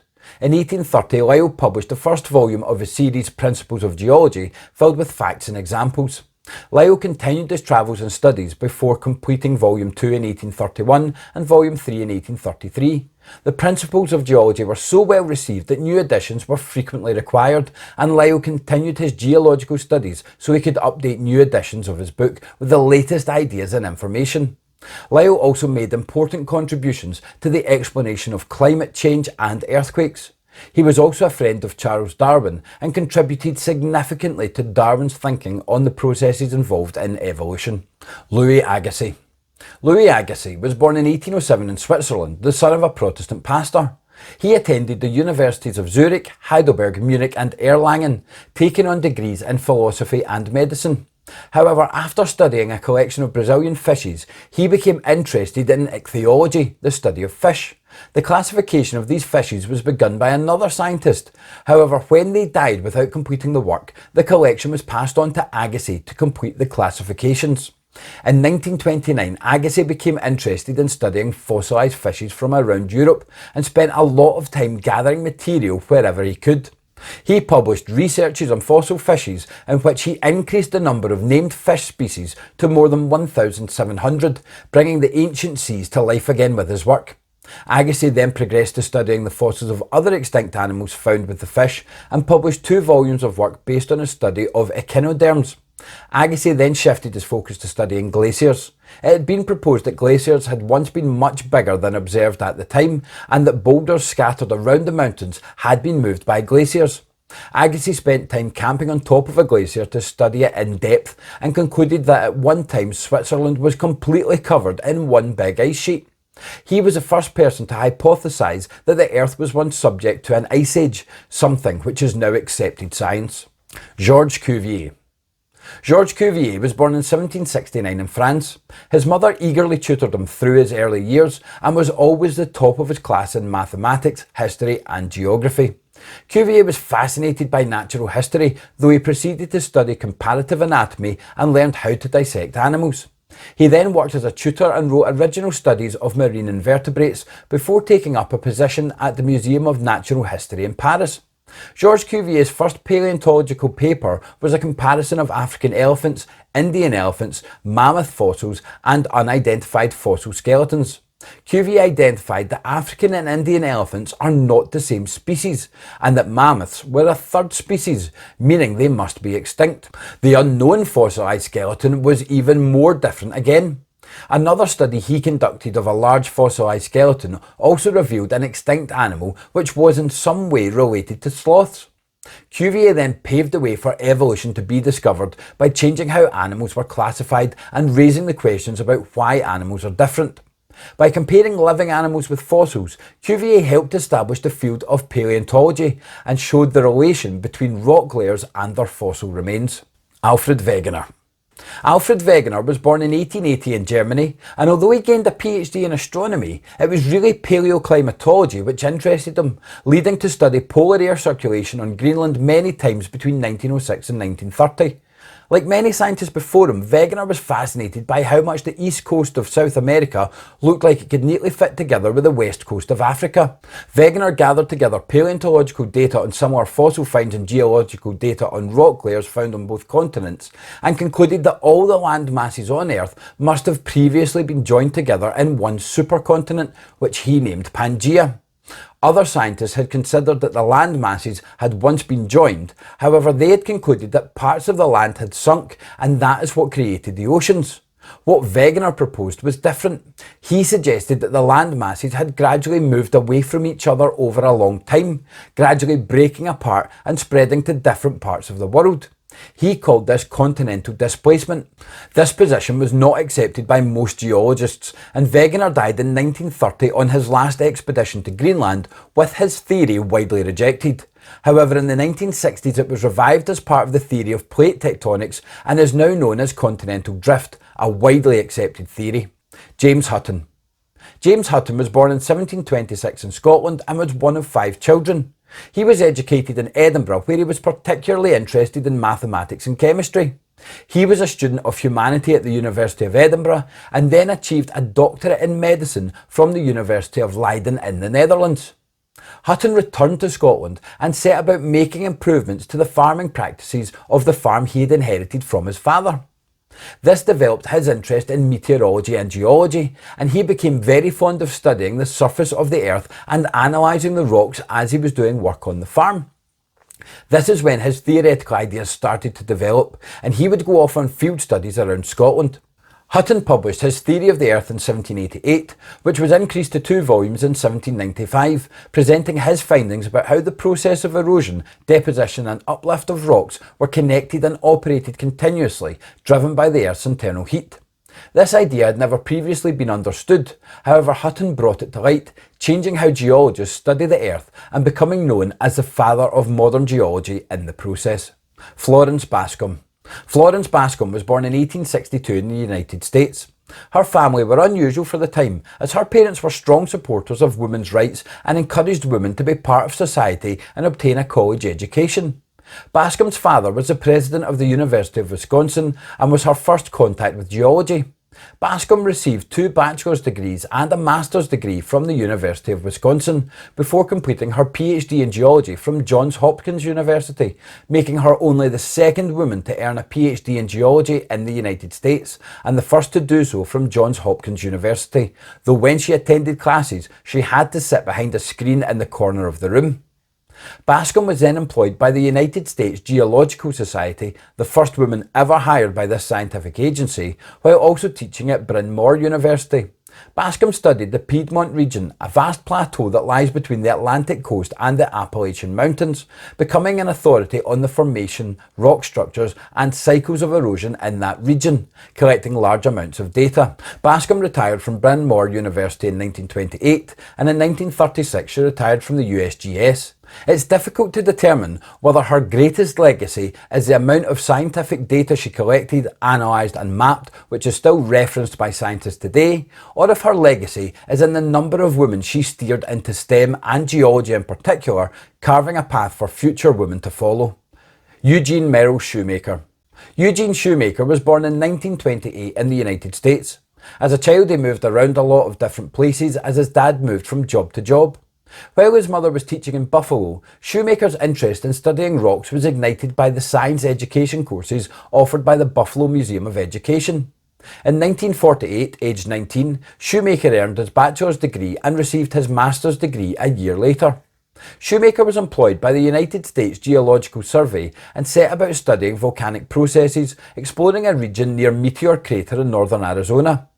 Daniel Barringer, who had discovered Meteor Crater in 1891, had suggested that it had been caused by a meteor impact. However, the chief geologist of the USGS, G.K. Gilbert, said it was caused by explosive venting of volcanic steam, and most scientists agreed with this position. In 1960, however, Shoemaker, along with Edward Chow, identified shocked quartz at Meteor Crater. This proved it was formed by a meteor impact. Shoemaker then worked with the USGS to generate the first geologic map of the moon using photographs, helping to found the field of astrogeology in the process. Shoemaker also discovered comet Shoemaker-Levy 9, which turned out to be unique as it provided the first opportunity to observe a comet impact a planet when it collided with Jupiter in 1994. This impact caused a scar on the face of Jupiter. Charles Richter. Charles Richter was born in 1900 in the United States. Richter's parents divorced when he was young, so he grew up with his mother and grandfather. After receiving a degree from Stanford University, he began working on a PhD in theoretical physics from the California Institute of Technology. However, he did not complete this, instead taking a job as a research assistant where he became fascinated with seismology, the study of earthquakes. Richter took a position at the Seismological Laboratory under the direction of Benno Gutenberg. At this time, the California Institute of Technology wanted to begin publishing regular reports about earthquakes and needed a way to measure the strength of earthquakes for their reports. Together, Richter and Gutenberg devised what would become known as the Richter scale to measure the force of an earthquake. This was based on measurements from a seismometer 62 miles, 100 kilometers from the earthquake. From 1935, the Richter scale was what was used around the world for quantifying the size of earthquakes. In 1979, the moment magnitude scale was developed and replaced the use of the Richter scale. Despite there being a difference in the two scales and the MMS being the one that is used, some reports still say Richter scale even though the MMS is the scale used. Our Everyday Essentials began as an individual's flash of inspiration, leading from an initial idea to mass-produced reality. From basic appliances to advanced technologies, masters of invention revolutionised society. So who are some of these incredible innovators? Nikola Tesla. Nikola Tesla was born in 1856 in a town that was at the time part of Austria-Hungary and is now part of Croatia. Tesla enjoyed watching his mother inventing different appliances around the house, and he attended university to study engineering. Tesla worked in Paris for the Continental Edison Company, and while on assignment in Strasbourg he constructed, in after work hours, the world's first induction motor. This used a rotating magnetic field to create movement and ran on his new idea of alternating current power. In 1884, Tesla moved to America with 4 cents in his pocket and sought employment. He sold the rights to his alternating current dynamos, transformers and motors to George Westinghouse.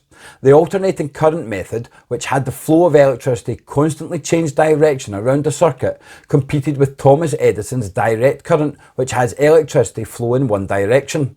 Tesla went on to develop the Tesla coil that is still used in radio and television technology, demonstrated the first remote-controlled boat in 1898, and Tesla's AC hydroelectric power plant was built at Niagara Falls in 1895. James Watt. James Watt was born in 1736 in Scotland. His father owned a shipbuilding and house building business, and this is where James received some of his education, working with his own tools in his father's workshop, making models of various things such as cranes and barrel organs. Watt found an opportunity to work as an apprentice making mathematical instruments and eventually opened his own shop in Glasgow. In 1758, a meeting about the science of steam inspired Watt to research steam power and come up with ideas for his own equipment. His interest was further fueled while repairing a model Newcomen steam engine when he observed that it wasted a lot of energy and decided to find a way to improve it. While trying to devise a way to improve it, he hit upon his greatest invention, a separate chamber which would condense steam without cooling down the whole engine. This design was more efficient, and in 1769 his design was patented.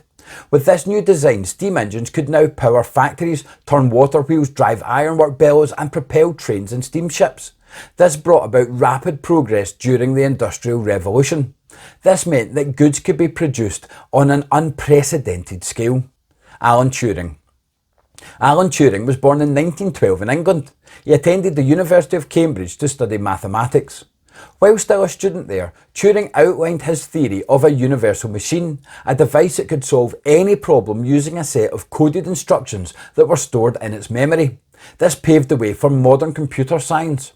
During World War II, Turing worked at a top-secret British base, Bletchley Park, as a code breaker. At the time, the Germans were using a typewriter-like device called the Enigma machine to send coded military messages. Turing and his colleague Gordon Welchman developed the bomb machine to decode the messages. Their work breaking the German codes shortened the war and saved millions of lives. After the war, Turing produced designs for a computer, the Automatic Computing Engine, ACE. Although it was never built, it did lead to the production of the world's first general-purpose computer called the Pilot ACE. Turing also developed the Turing test, which is a method to see whether a machine has human-like intelligence. This continues to inspire thinking about intelligent machines to this day. The Hollywood film The Imitation Game was based on the life and work of Alan Turing. Sir Tim Berners-Lee. Tim Berners-Lee was born in 1955 in England. Both of his parents worked on the first commercial computer, the Ferranti Mark I, and computing came naturally to Berners-Lee. He attended Oxford University from 1973 to 1976, receiving a degree in physics. Following his graduation, Berners-Lee had various roles within the computing industry, including some time as a software engineering consultant at CERN, the European Particle Physics Laboratory in Switzerland. While there, Berners-Lee developed a program for himself that stored information in files and contained links to other files, a technique known as hypertext. While designing the computer systems at CERN a few years later, Berners-Lee drew up an idea for creating a global hypertext system. His aim was to develop something that would allow scientists to easily share their work with each other without the need to send multiple emails, and thus the first web server was developed as well as the first web browser. On 6th August 1991, the first web page became available. In 1994, Berners-Lee established the World Wide Web Consortium, which lends oversight to the web and the development of standards. With his development of the World Wide Web, Tim Berners-Lee changed the way we communicate forever. Rudolf Diesel. Rudolf Diesel was born in 1858 in France. When he was 12, his family moved to England. However, he was soon sent to school in Germany. Diesel scored brilliant results at the Technical University of Munich and went on to work on various engineering projects, including plans for a refrigeration plant. Diesel was inspired by a lecture on thermodynamics, the study of heat as a form of energy, and devoted much of his time to developing an internal combustion engine that would use fuel more efficiently than gasoline engines, which were big, slow, and relied on a spark to ignite the fuel. Diesel's new design used highly compressed, high-temperature air to ignite its fuel, and he obtained a patent for his design of the new internal combustion engine. This new engine became known as the diesel engine, and the refinements he made to it meant that it could be successfully produced commercially. Running on cheap fuel with twice the efficiency of steam engines, the diesel engine was a huge success. Today, factories, generators, and the modern transport system are all powered by engines based on Diesel's design. Ali Javan. Ali Javan was born in 1926 in Iran, where he attended school and started university. However, his family moved to America at the end of World War II.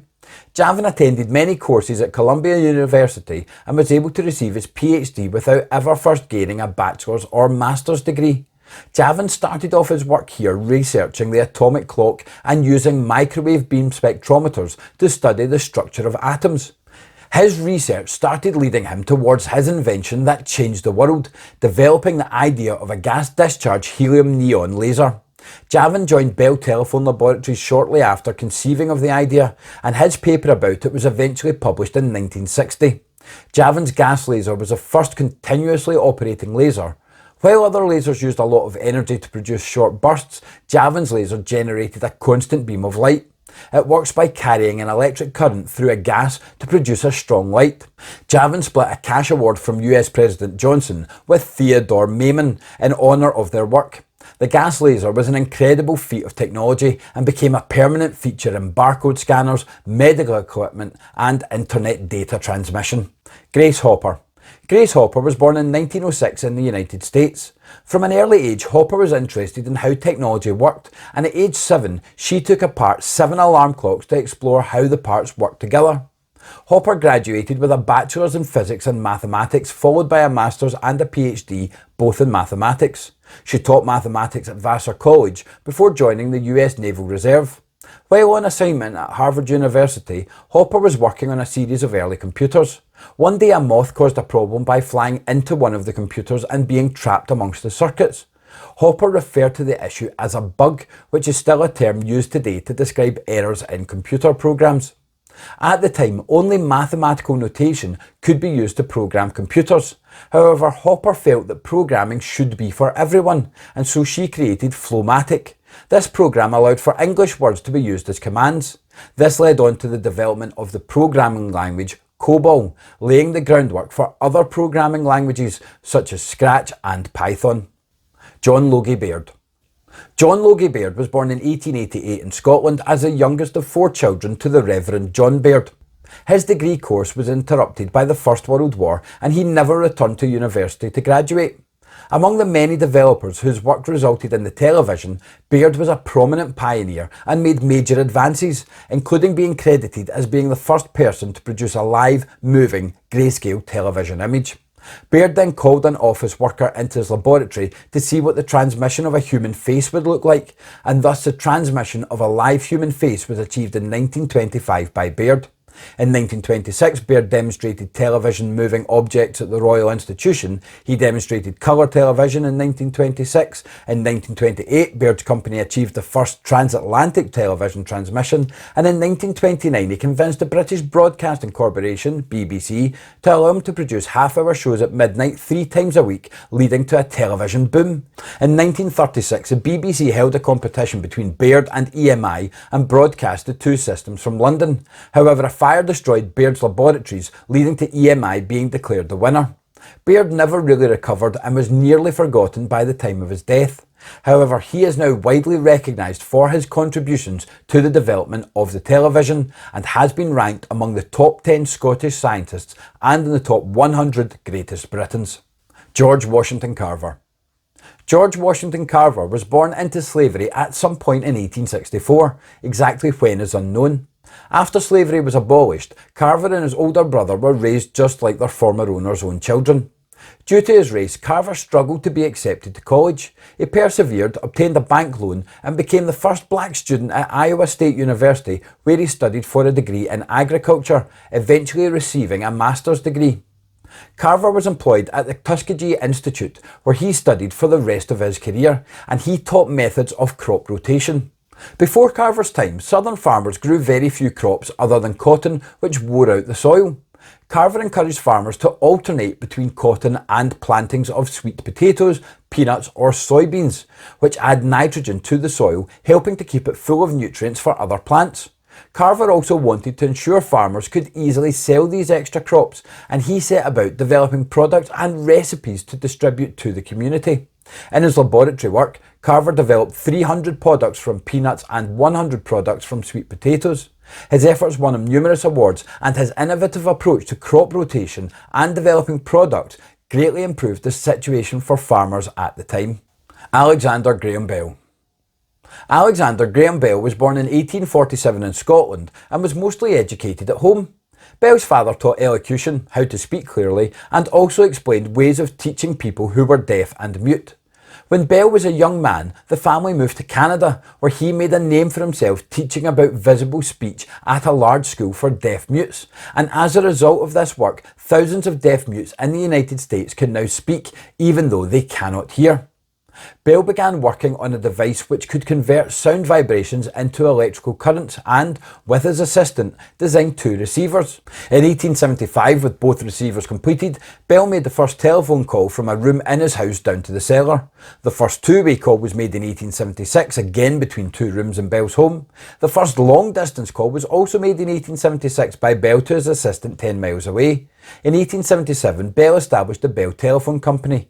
It cannot be overstated the impact his invention had on the world, from small beginnings of 2 receivers in the inventor's house to now almost everyone carrying a telephone in their pocket. Bell's invention revolutionised communication.